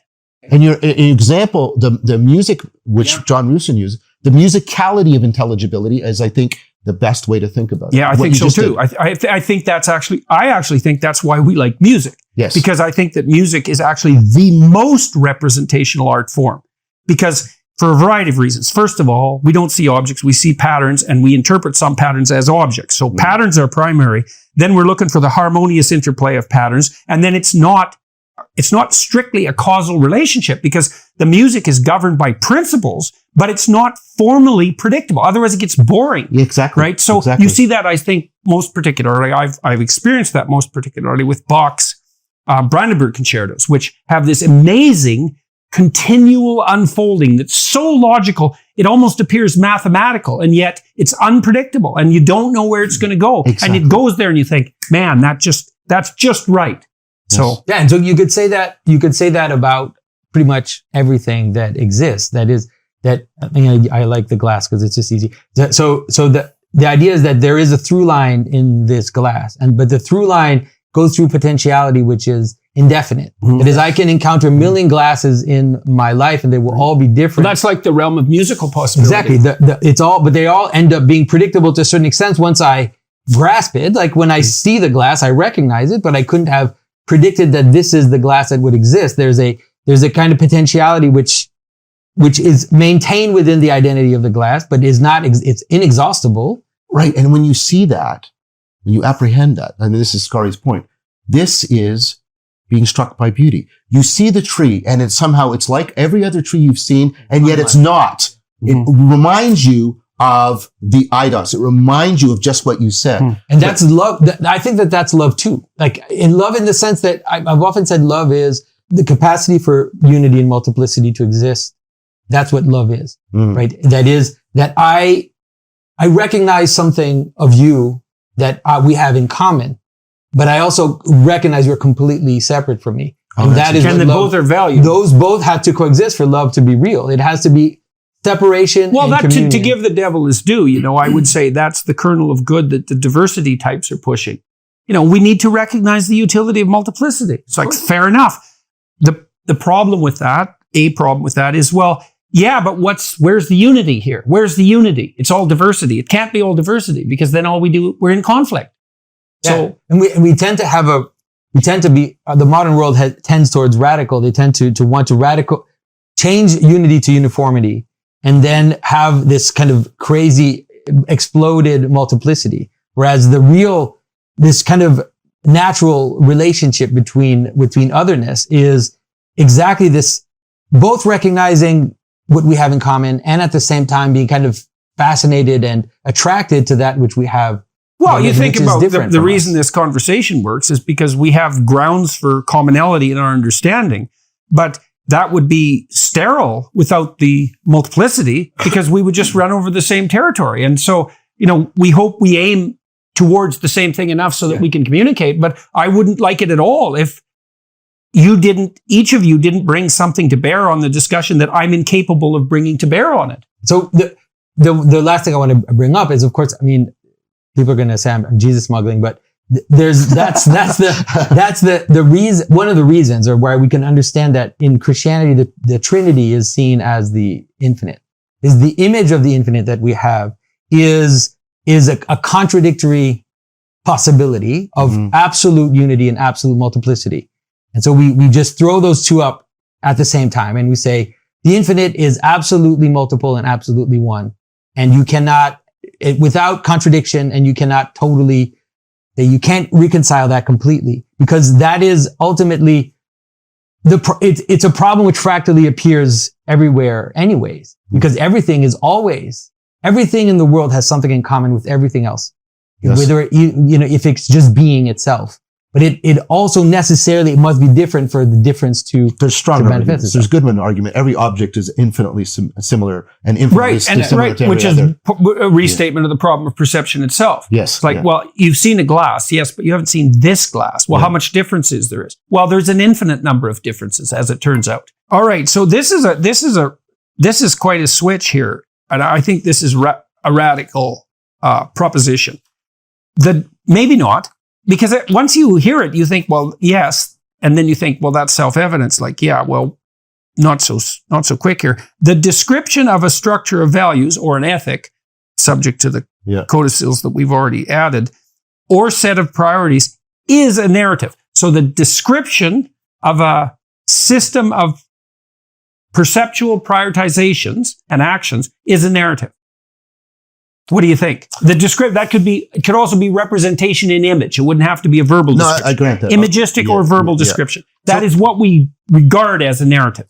So this is what I wanted to, again, challenge you on. And it sort of overlaps with the discussion we've having about the true and the good and the beautiful, because I think there are three different dimensions by which we organize intelligibility.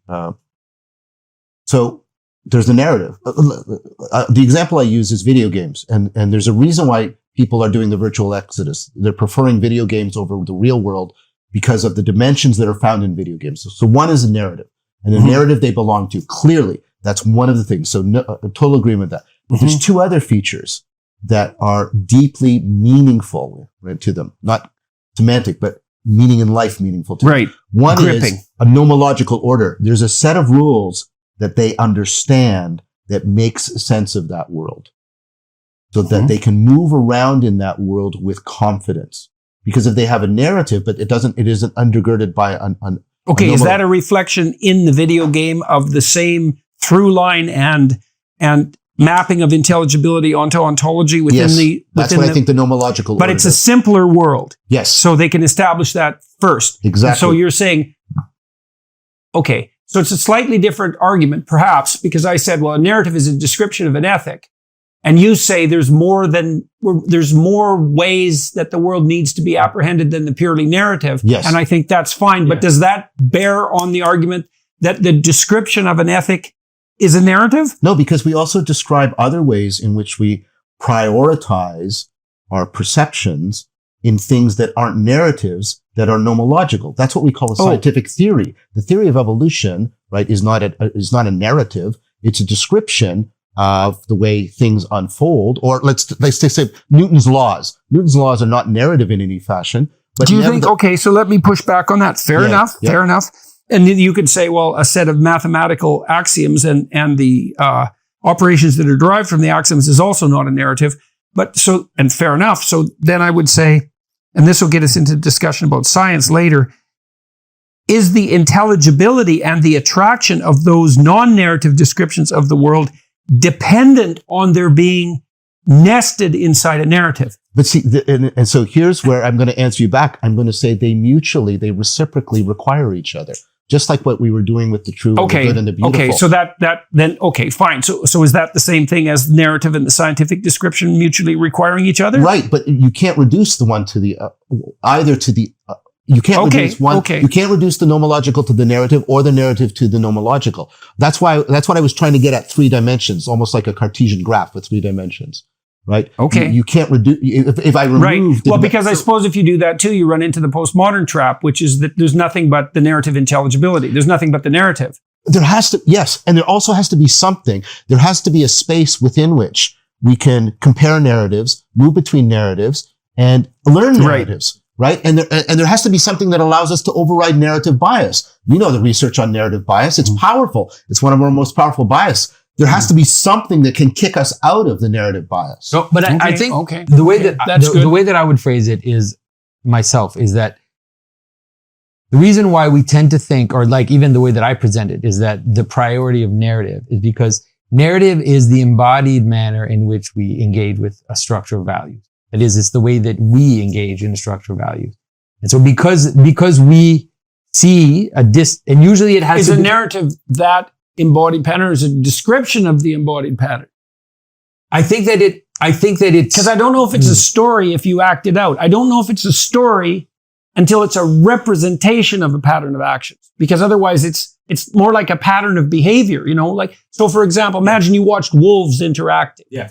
You could say, well, it's as if they're following the following narrative rules, but they're not, because they don't have, it's not narrative. It's a pattern in their behavior. right. But for the same reason that it's the through line, like for the same reason that you can't see the glass from the elements of the glass, it doesn't mean that the glassness, like the identity of the glass, has a causal relationship to its elements. It's just not it's not a mechanical causal relationship. It's a causal of identity. And so the narrative, or let's say the pattern of behavior, is causal from above, you could say, because it's the way in which you recognize that the behavior is a pattern in the first place. Right. Okay, I want to push back on your All right, no, you have to. You have to, John. This is one of the areas where we kind of don't totally agree. Yeah. but that's good, because Well, this is a real mystery, this problem, because it is the relationship between science and the narrative of meaning. It's a relationship between ontology and epistemology, or between description and value. I mean, so it's no wonder that this is causing, a little bit of trouble. So I want to throw in one more dimension,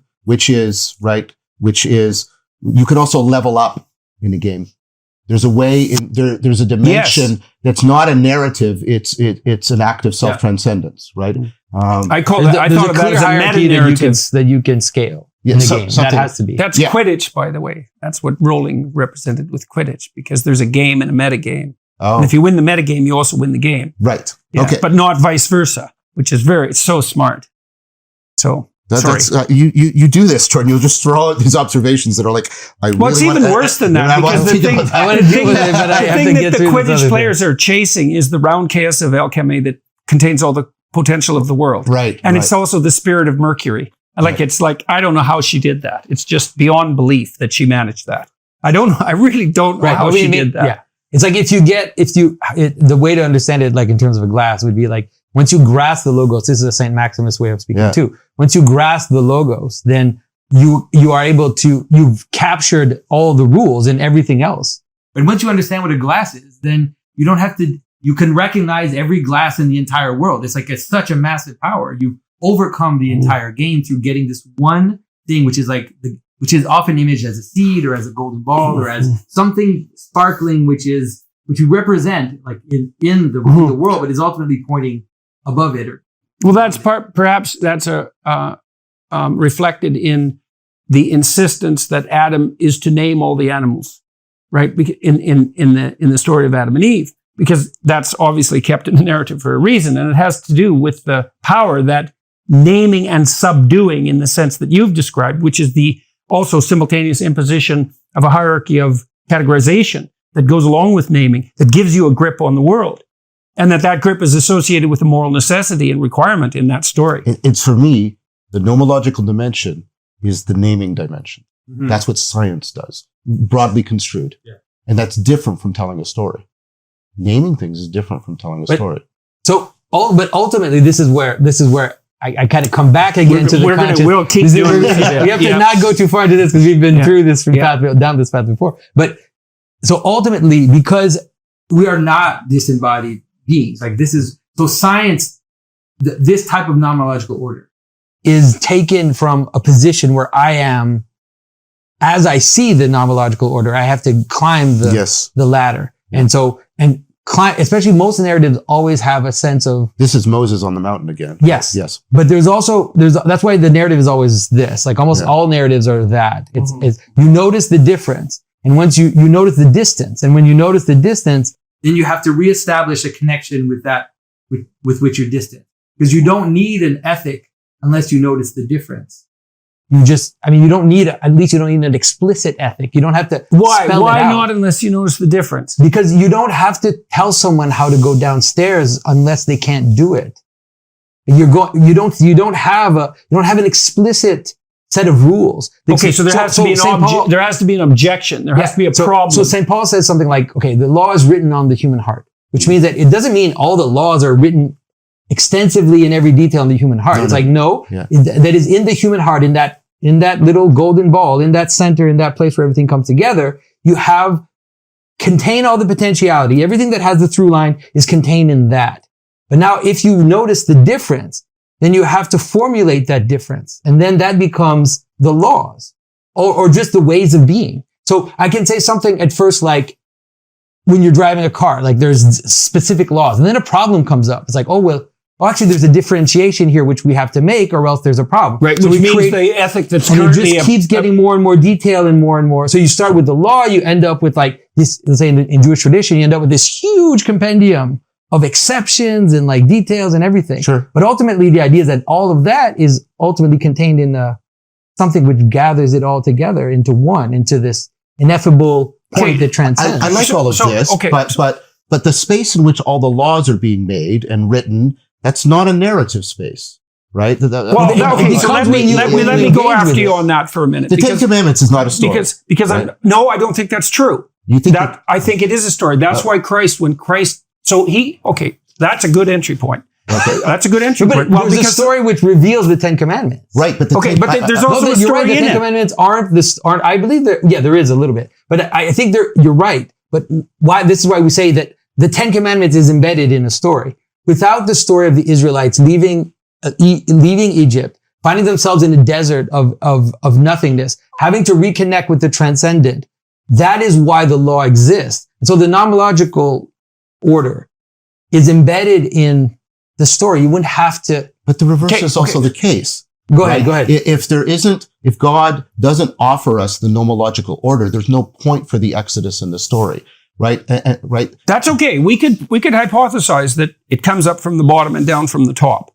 This is even before that. Yeah. Right. We're trying to talk about, I'm proposing that the narrative and the nomological and whatever we want to call this self-transcending dimension are irreducible to each other. They're not, none of them can exist independent. That's why I'm using the 3 dimensions metaphor. Yeah. Right. They are interdependent, but they're not reducible.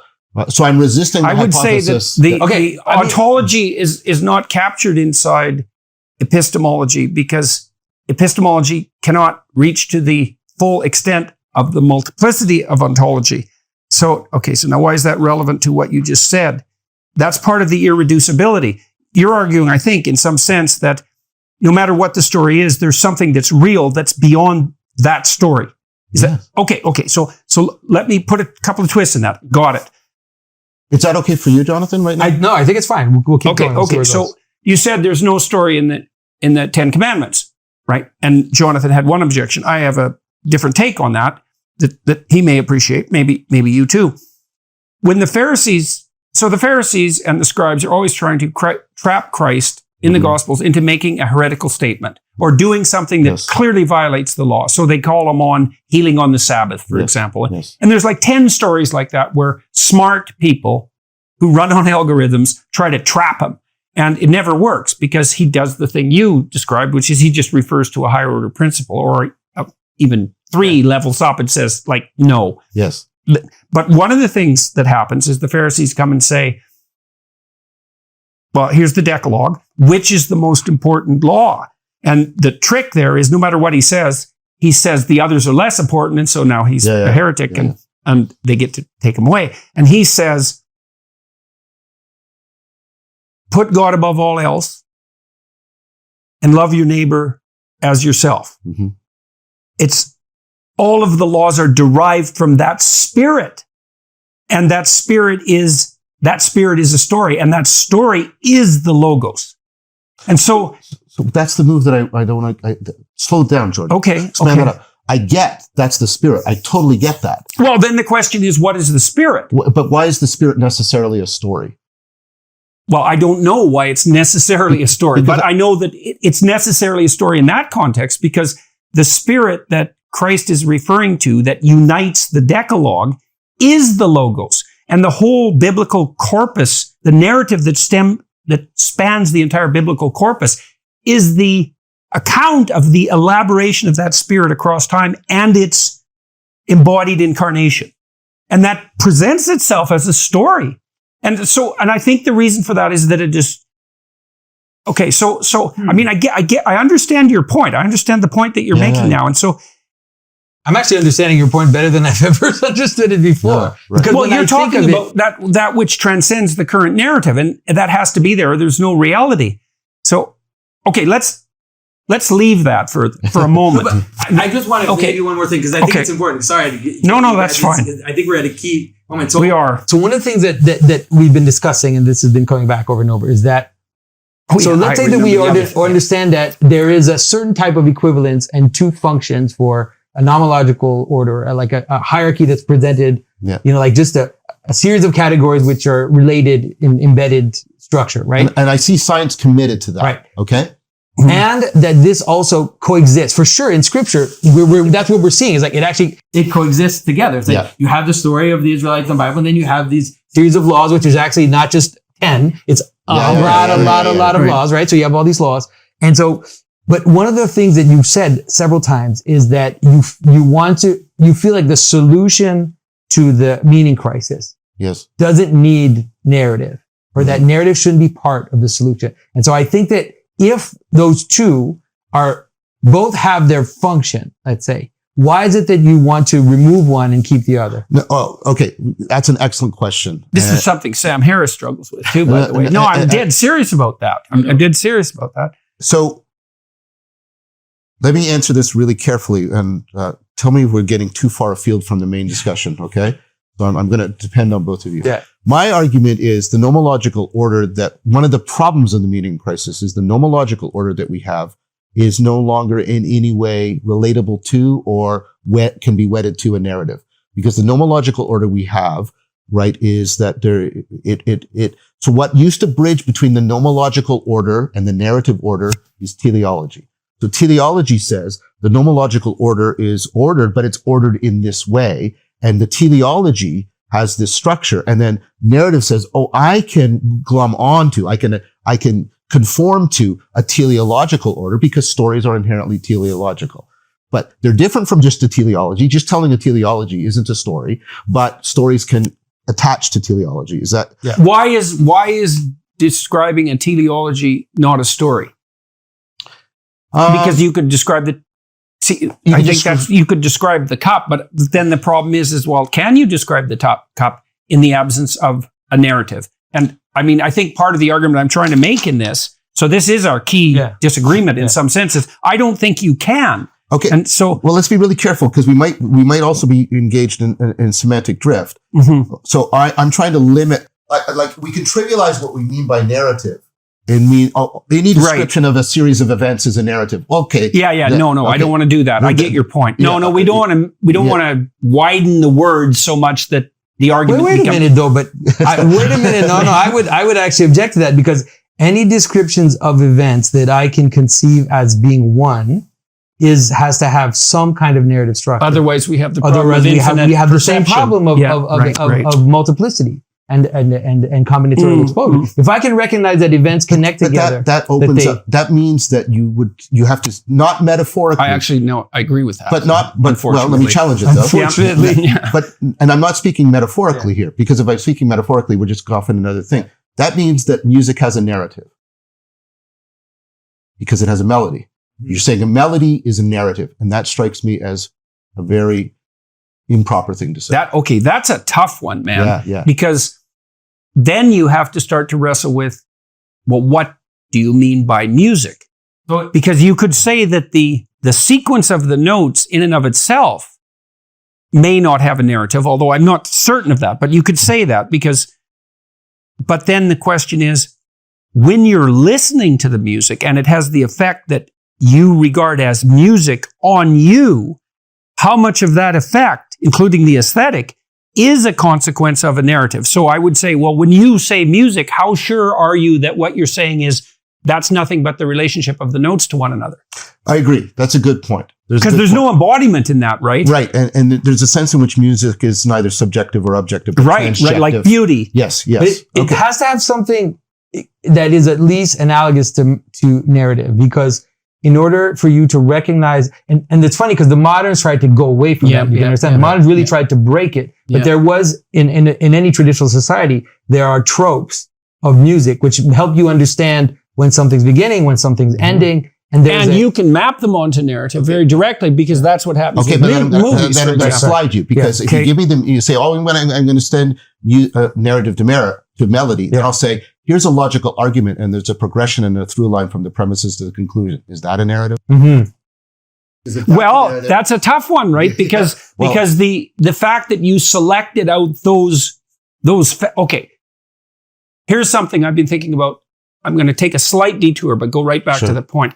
So I thought about this more when I was talking to Richard Dawkins, because I think Dawkins is a good faith player, and I think he believes, he's a real scientist, and he believes that the truth will set you free, which scientists have to believe to be scientists, because they cannot be scientists if they're not pursuing the truth. The truth is sacred to Dawkins. Absolutely, absolutely. He won't admit that, but it is. Okay, so I was thinking about the scientific endeavor, and I thought a lot about this when I was reading Jung's work on alchemy, because Jung attempted to situate the development of science in this alchemical fantasy. And it's a very interesting piece of work. So he believes that there was this immense motivated narrative that provided the historical precondition in the realm of unconscious fantasy for the flourishing of science. So it's an amazing argument. In any case, thinking about that, I thought, well, there's a set of facts, and that's kind of the argument you're making. There's a set of facts independent of the narrative.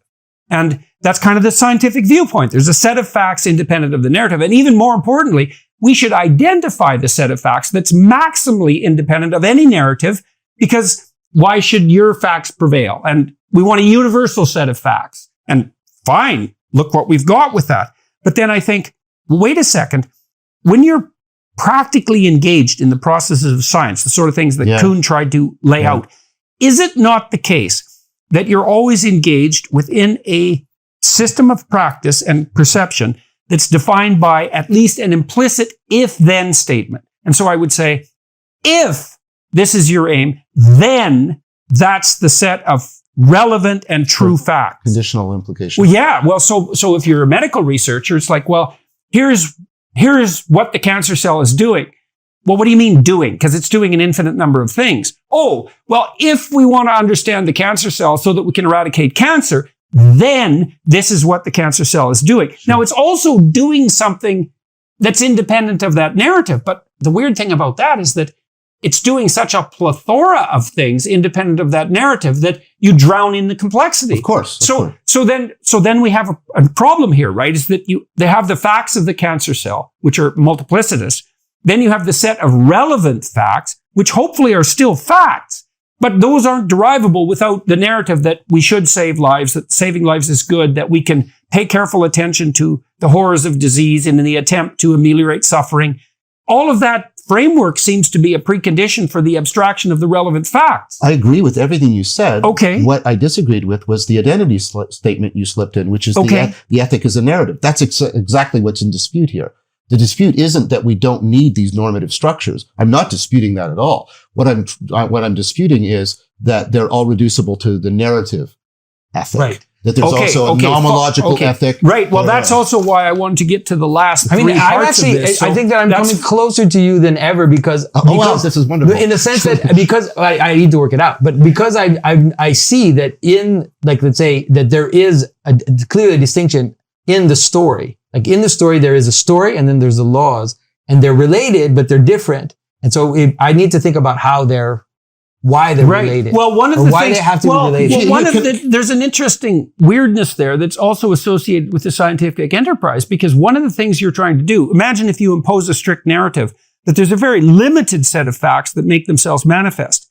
Well, what you want to do scientifically is say, well, let's abstract out the set of relevant facts in a manner that's relevant to a multitude of redemptive narratives simultaneously. Okay, so let me pick up on that. So let me try and, using what we've just said, specify the difference, how I would put it.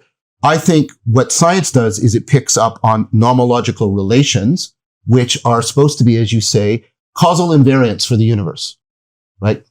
Force equals mass times acceleration. We'll forget Einstein. Right. Everywhere. Across narratives. Right. A narrative is not about causal laws. A narrative is about an irrepeatable causal pathway. When I ask, why did Napoleon lose at Waterloo? I don't give you a law. I give you a narrative. I give you narratives are, this event leads to this event. It's a through line, like you said, but it's a through line that explains the specific occurrence of specific events. It's exactly the opposite, to my mind, of what science does. Science is trying to explain the universality that is not captured in the specifics of a specific causal pathway. That's why I can't see. Okay, so imagine this. Imagine this. You have so there's this notion in the Old Testament.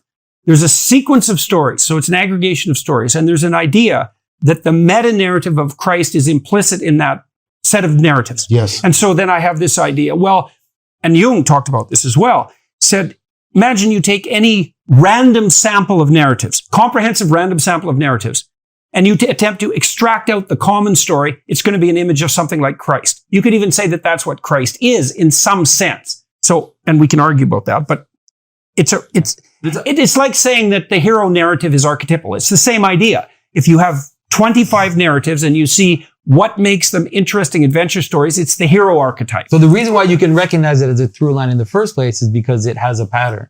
But that's my point. My point is, just like the through line of all the aspects is not an aspect, the through line of all the stories is not itself a story. Mm-hmm. Yeah, but I'm not so sure. That is definitely what we're arguing about. And I'm not saying I know this. There may be a distinction between a story and the pattern of all stories. And maybe that's something we can think about too, because in my work in Maps of Meaning, I called just a narrative a story, but the story that unites all narratives is a meta story. And Piaget cottoned onto this too, in some sense, because he started to try to find out what kids regarded as true. And then by the end of his career, he said, well, what we really want to know if we're studying truth isn't the nature of any contingent truths. So any representations within a system, narrative or otherwise, but the process, we need to specify the process by which all truths come to be as the ultimate truth. And then I would say that the meta-narrative that constitutes Christ from the symbolic perspective is the story of the process by which, what would we say?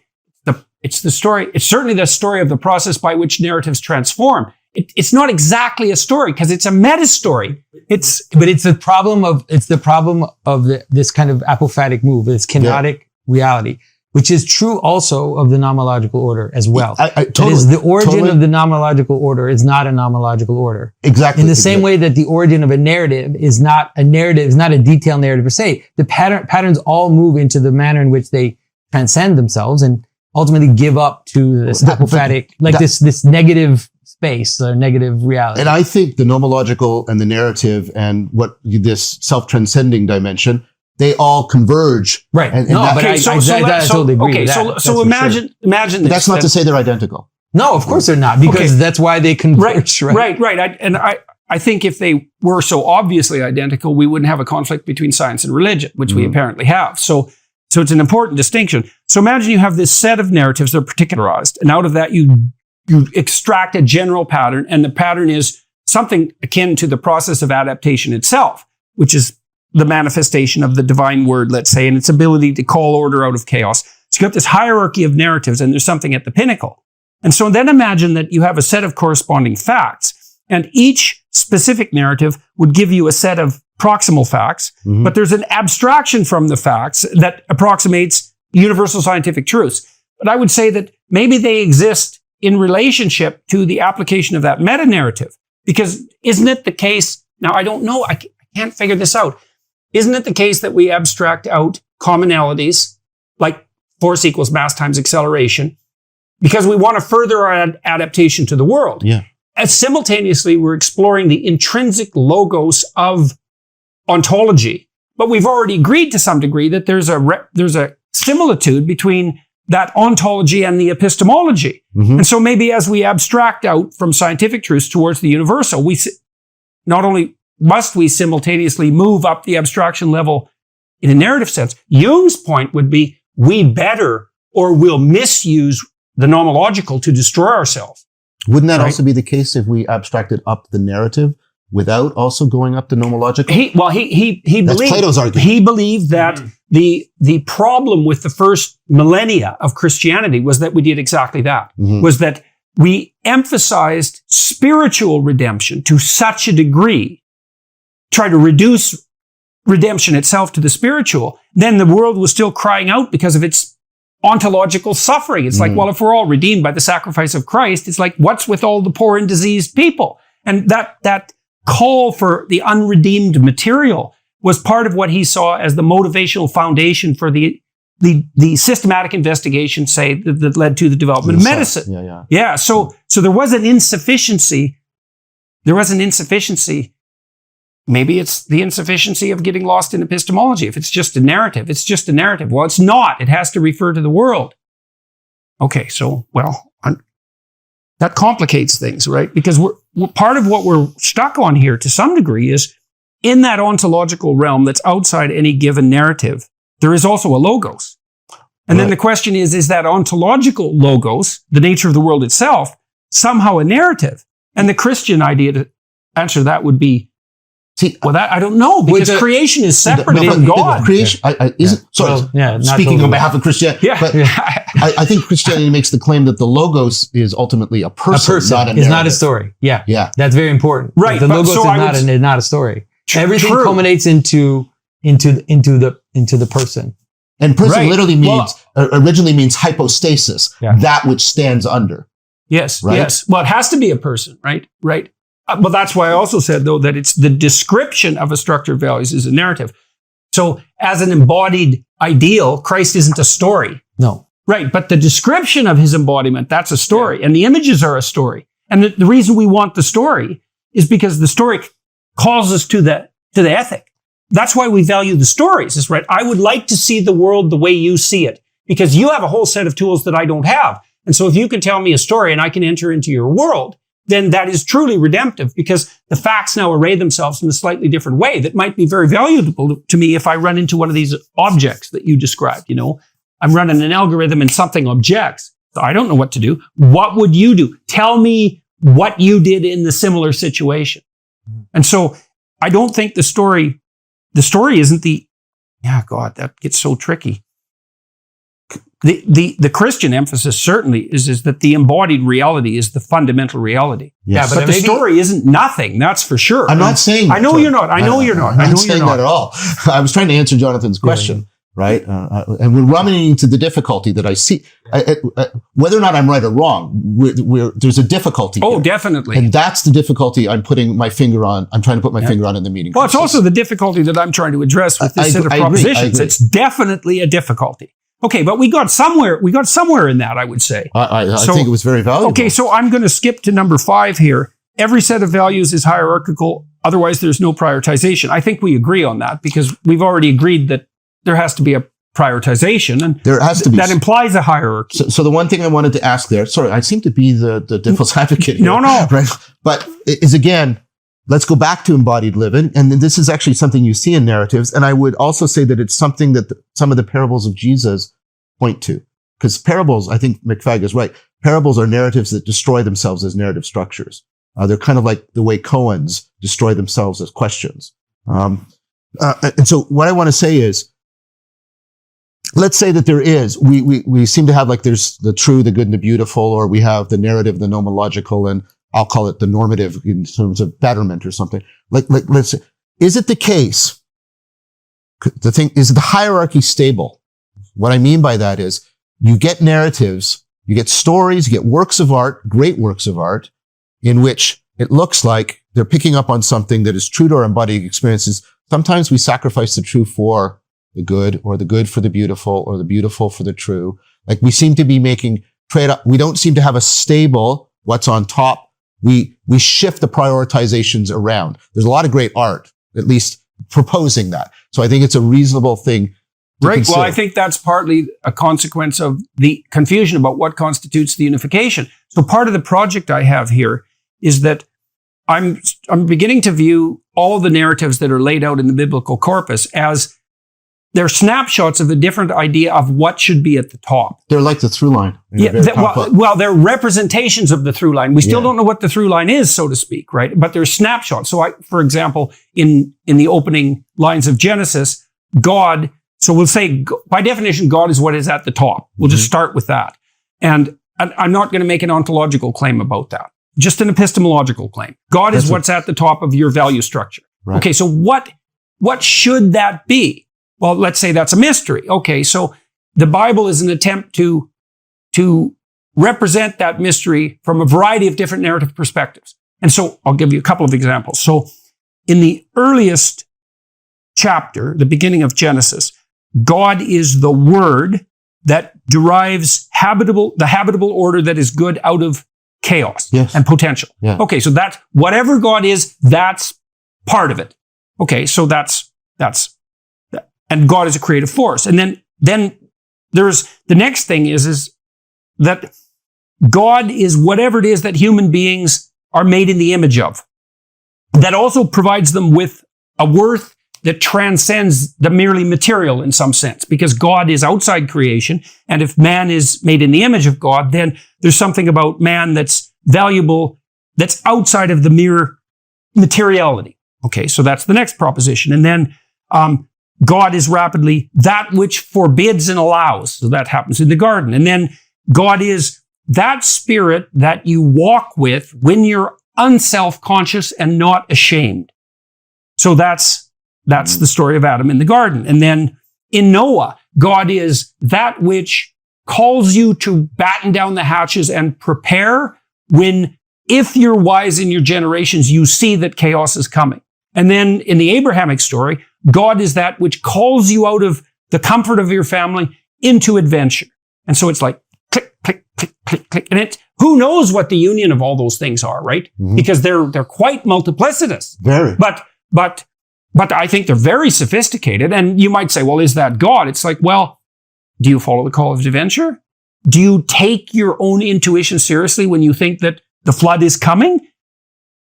The answer to that generally is, well, you either follow that or you're in trouble. You sure know that. And is God the divine word that generates habitable order, the habitable order that is good out of chaos? Well, do you believe that truth has that power? So I think, okay, so these are all ways of pointing to that which might unify the disunity that you see. Now, you can't boil it down in some way, the same way that you boil down beauty. You know, it's harder to specify. And I think what the Bible is attempting to do, and I think this is true of religious writings of many sorts, is what is it? It's a characterization of this. First of all, it's an insistence that the thing at the top is a spirit, right? It's not an idea. It's not even like beauty. It's not an abstraction. It's a spirit that can inhabit, which is kind of the incarnation idea. So it's a spirit that you can embody, or that can seize and possess you. So it's really something that's living. And so it's not merely an abstract idea, and it's not just a nomological construct. Mm-hmm. It's something you enact. Mm-hmm. And it's something, in principle, you might think, well, and this leads to the next point, any hierarchy that is not unified produces confusion, anxiety, anomie, aimlessness, and conflict, psychological and social. Well, why? Well, if it's not unified, you don't know your priorities. Mm-hmm. And if it isn't pointing to something valuable, there's no hope. Because hope is to be found in the movement towards something of value. So, okay, well, sorry, that's a lot. No, but that's helpful. So let me say something, and it's not really a pushback, but it's sliding over here. And if we can make the connection, then maybe we can come to an agreement around it. So, right, adaptivity. Adaptivity is a thing, and it's really important, and it's not an abstraction. Define it. Adaptivity is that you are fitted to your environment in a way that allows you to successfully live long enough to reproduce. Right? Yeah. Okay. So that's kind of an iterated game idea too. You have to live long enough to propagate. Totally. Yeah. Totally. And I'm not here to defend, a gene version or a group selection. Yeah. That's not what I want to. Yeah. Okay. So adaptivity, and you want to, how does this arise? And one of the things you can do is you can say, here's all these snapshots of adaptivity. Mm-hmm. And what I can do is I can try and find what do they all share in common? The capacity to elicit awe.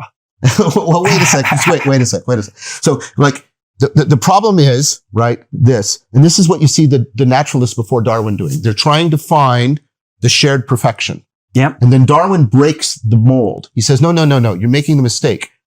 There is no, right? Right. There isn't. What there is, right, is some things are adaptive because they're small. Some are adaptive because they're large. Some are fast. Some are slow. Some are hard. Some are soft. Some are unicellular. Some are multicellular. Adaptivity doesn't have, but what he finds is, but there's a universal process that is, right, that can explain how all of these different snapshots emerge. But there is a perfection, and the perfection is being itself. It's the continuation of existence. Okay, but what you've just did, you've played. You're not playing with my analogy, though. Right. You said I can meta that, and I'm not denying that you can do that, Jonathan. I'm trying to use a meta. Right, okay, I'm trying to use an analogy.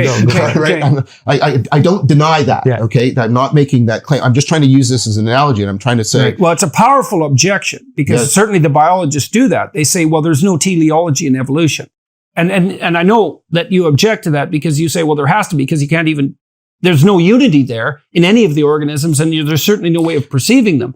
But they also have a point, which is there's a nomological unity, even though there's no narrative. That's how they argue it. There is a universal process that can be understood scientifically that explains adaptivity. Because if you get the theory of evolution, you say, right, all the organisms should be different. But then you have the problem that every organism that survives plays out a pattern, which is variation on the horizon of potentiality. And so then you might say, well, there is a directionality, because if the organism can't vary creatively on the horizon of potentiality, it can't exist or multiply.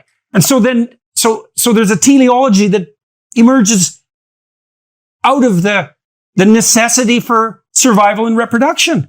And so, I would say, think about, sorry, I gotta get this out. I'll shut up. The abstractions you generate in your prefrontal cortex are avatars of the process of adaptation to the horizon of the future. And so the flowering of the human spirit in its highest sense is an embodiment of the process by which the biologists attribute the adaptivity. It's the process that underlies adaptivity. And so maybe those things dovetail. Well, that's what I'm going to say. But so there is a narrative, though. No. There's where I want to challenge you. You gave me a model of the logos that I would say is not narrative, except for a trivial definition of narrative, which is variation and selection. And look, instead, let's put it back in the psychological It's domain. like with humans, it's the willingness to do that, though. So it's not just the fact that it can happen and does happen. And that's partly what brings in the narrative element, is you do not have to abide by that. Like that can happen to you. You can have this creative variation and this selection in relationship to adaptivity, let's say, to keep it biological. But you do not have to do that. And so I think it's the struggle with that constitutes the narrative. I want to push back on you on that. Because I think there's all kinds of stuff at relevance realization, doing that variation and selection that you cannot exercise authority over, because your authority actually depends on the right. So it's different than the level at which you have narrative access to your own being. And I think that's related to Jonathan's objection earlier, that the law is inscribed on the human heart. It's like, yes, I agree, but let me say, if I claim that human evolution builds a material embodiment that strives towards manifestation of the logos, and then there's an abstraction, that's fine. And that meets in the middle. The fact that you can't control all the manifestations of your prioritization structure doesn't mean the logos isn't built into the a priori systems that structure that perception for you. I'm not denying that. What I'm denying is that logos is ultimately operating as a narrative. I think and look at even psychologically, narrative doesn't emerge until a certain age, and it depends on dialogos. It depends on dialogue. It depends on joint attention. It depends on the ability to take turns in conversation. You have to have all this dialogical machinery in place before narrative is possible. Right. Well, the way I would object to that, fine, that's a perfectly reasonable objection. But the problem with that is that a lot of that's scaffolded by quasi-narrative precursors. So, for example, one of the things you do with a baby before it can engage in the dialogos verb-mediated semantically is you do a dance-like play. And the spirit of the logos is, and I would say a narrative spirit, is deeply embodied in that. Because if that isn't taking place within the spirit of love and play and truth, then it isn't going to give rise to the capacity later for the dialogos. So that's kind of the embedment, in some sense, of the embedding, there's the word, of the logos in the material, right, prior to its manifestation. And I do think in some sense that's not a story, because if you watch a wolf pack, what they're doing isn't a story. But if you describe it, it becomes a story. Yes. Right? So there is an embodied pattern that's not a story. But I think we're agreeing now then. okay. Well, there's a lot. So I guess we go back to where you said the description of a structure of values. That's right. I said the description is a story. Now, that doesn't mean that the description doesn't match the underlying behavioral pattern. I think one of the things I sort of thought through in Maps of Meaning with the Moses story is, well, why those laws? So you see, in the story, it's so bloody cool. Before Moses goes up to the mountain, he spends decades, we don't know, forever, morning to night, judging objections. So the Israelites are out in the desert. There's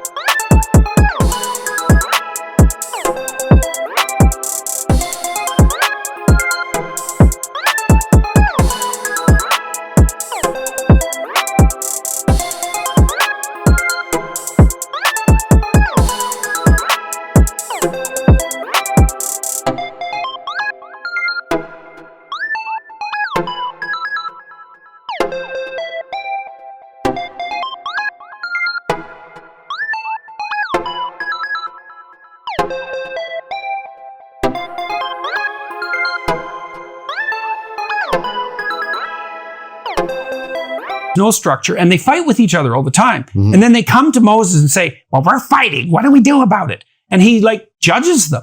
And his father-in-law actually says to him, you have to stop doing this because it is absolutely exhausting you. And it isn't until after that, so then you think, what's he doing? Well, he's seeing all these micro-narratives, right? And then he has to discriminate between them, which means he's turning them into a hierarchy of value, because that's what the discrimination is. This is what's right in this conflict. So conflict, hierarchy. And then he's doing that just constantly. So you can imagine that within him, this hierarchy of value is starting to be built explicitly. Then he goes up on the mountain and it's like, bang! Oh, this is what all our striving is oriented to. And then he comes down. The first time it doesn't map, as you said. The second time it maps. So the deliverance of the message from on high has to map onto this. And some of this conflict and its agreement would emerge from biological acceptability, because the people would say, oh, I feel as though that was just. It solves the problem. And so the material is in communication then with the abstraction. I think we're close to agreement. I guess to circle back, I don't sort of deny that. I'm really not denying that narrative is a powerful way for disclosing intelligibility and the logos, right? What I'm saying is there's a privileging of it here that I don't. Okay, so is it important? Is it important? Is the distinction that I just made between an embodied pattern and a narrative enough to dispense with your objection, or is there more to it? Well, let me see, because I think that theories and poems and music, things that I'm treating as non-narrative, can disclose depths of reality that I can't disclose with a story.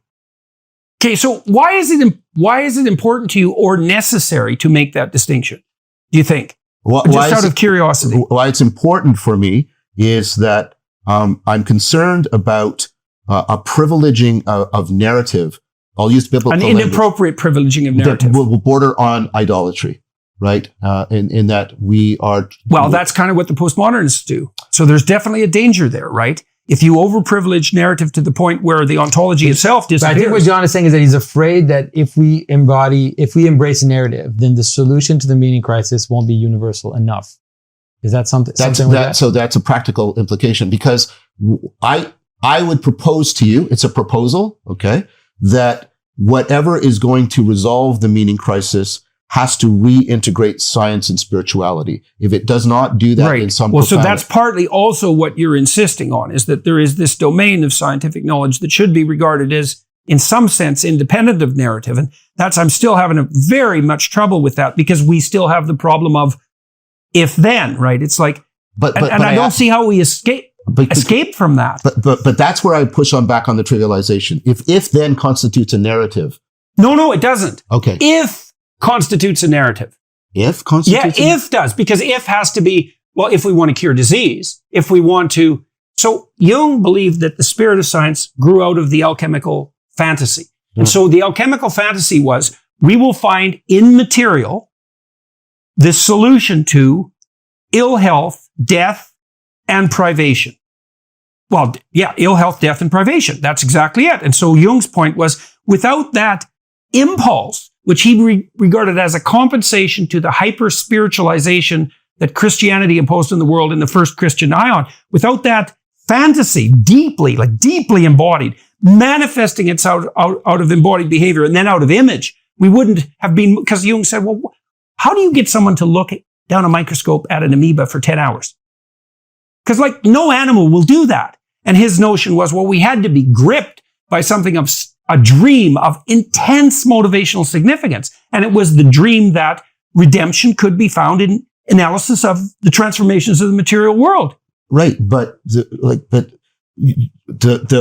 motivating structure is not the same thing as the referent of what I'm talking about. Right. So I might need narrative to do science, but we don't want to make the genetic fallacy that means that everything that science is referring to is a narrative, right? Yeah, The fact that'd be like, that's like saying everything I talk about, I have to speak in English. So reality is made out of English. That does bring us to the postmodern conundrum, because they would insist that no, all the facts that science derives are in some simple sense a narrative, right? And then that narrative is associated with the drive to power and domination. And so, yeah, we do have to be careful of that, because we'll fall right into that trap. Right. So that's what. So if you think, you got a comment?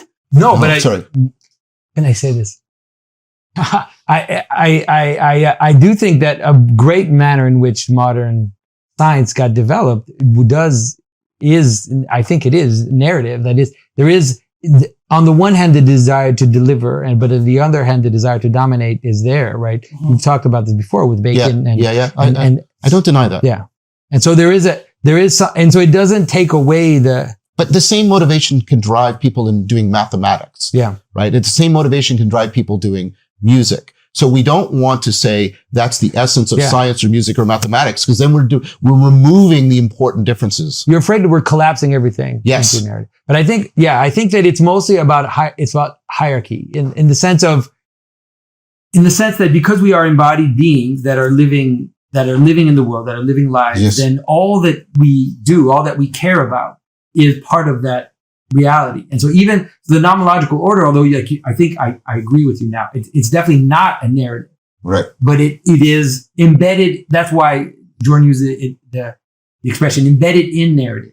Yes. That is, that it has to. But isn't the reverse the case? Narrative depends on the presupposition that there is an ordered world in which it can take place. Right. But the question is then, is that logos that constitutes the order, so to speak, if when you represent that, do you necessarily represent it as a narrative? And this is a deep question. I mean, I'm proposing to you that the logos is that which allows the narrative order and the nomological order to unite, do what they're doing. That's what I'm saying. Right. Okay. But that's fine. But then I might wonder, does it extend to the narrative order and to the underlying ontological order as well? The logos is both in the story and in the logic.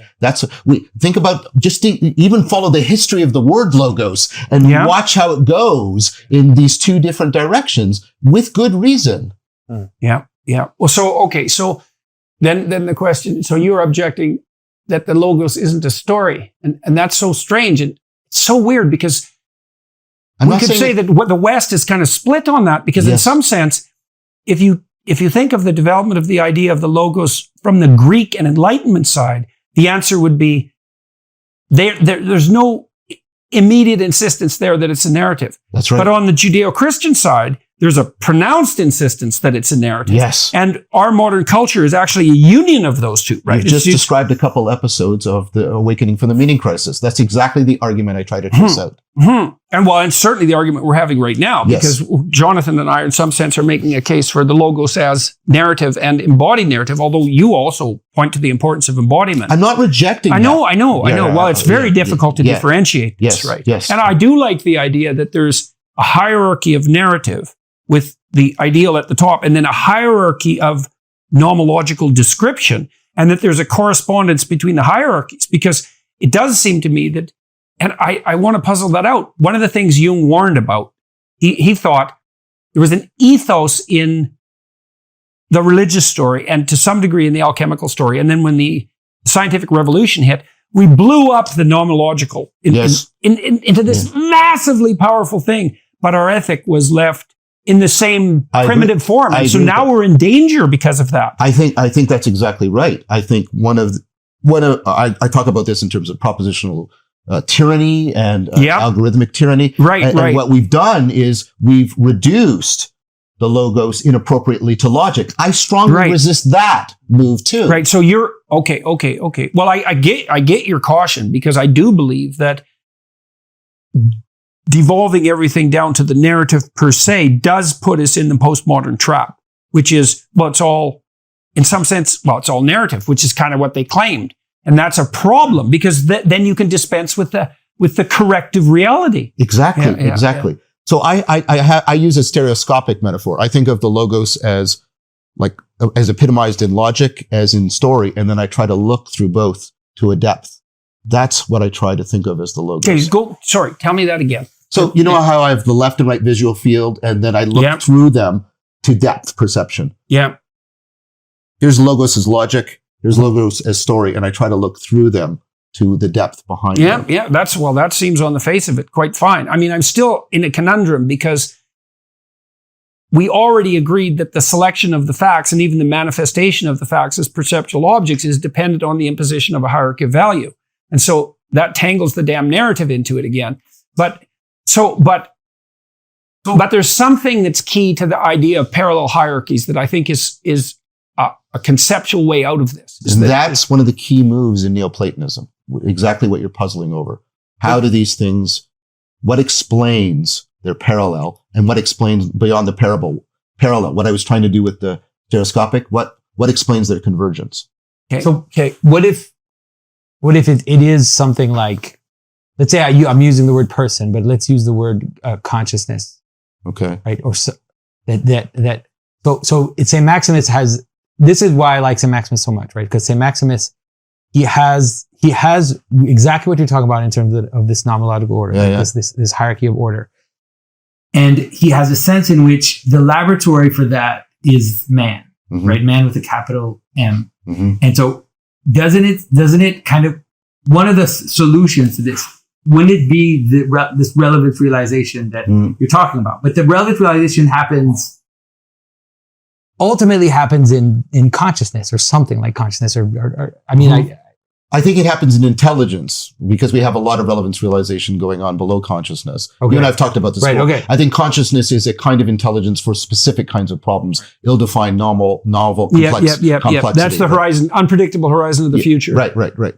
So, but let's say, and I think the issue is, and what I'm sort of proposing is, intelligibility is something like the way reality is realizing itself, and relevance realization is intelligence. And the good is the fact that we trust that the intelligence can track the intelligibility. And by doing that, it puts us in touch with the world. That's what I would say. Is that a presupposition of faith?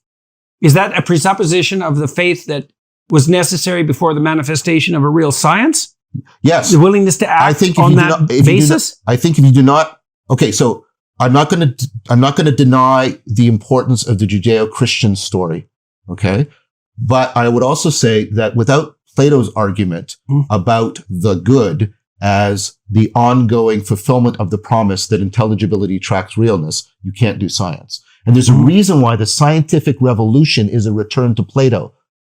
Galileo rejects Aristotle and goes to Plato and says, Plato is right. Mathematics, listen to the words, mathematics is the language of reality. There's no math in Aristotelian science for 1200 years. He turns to Plato, and that's what brings in the core of modern science. Why is that a turn to Plato particularly? It's because Plato, in the Republic, Plato makes the argument that he had it over the academy. You can't come into the academy unless you can do mathematics, because until you do mathematics, you can't grasp the kind of intelligibility needed to get at the deepest realities of things. And science. So you thought that math was the cardinal example of that. Yes. Right. And all of our science is dependent on mathematics. Right. And his attitude towards myth and narrative is, right, that's Heidegger's claim about science. Yeah. Is that myths and narratives are, right, that they are indispensable, but they do not have the same degree of revelation of the promise of the good that math does. I'm not saying I'm agreeing with that. Well, isn't that why also Neoplatonism could never land, right? It could never land and become a mode of being for a society.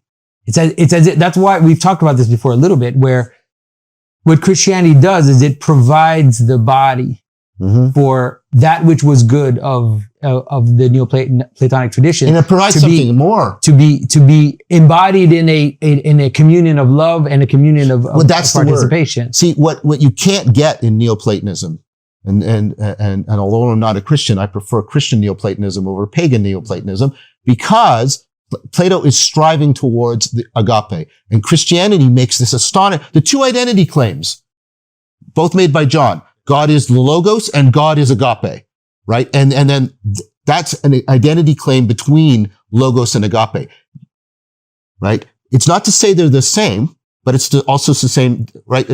And you're going to say the Trinity, and I get that, right? That's fine, and I don't object to that. But the point I'm making is, for me, that's the crucial move. Now, here's what I say in response to that, and this is what I mean when I say about Neoplatonism is the interesting that you would use the word crucial concept. Yeah, no, I think it is.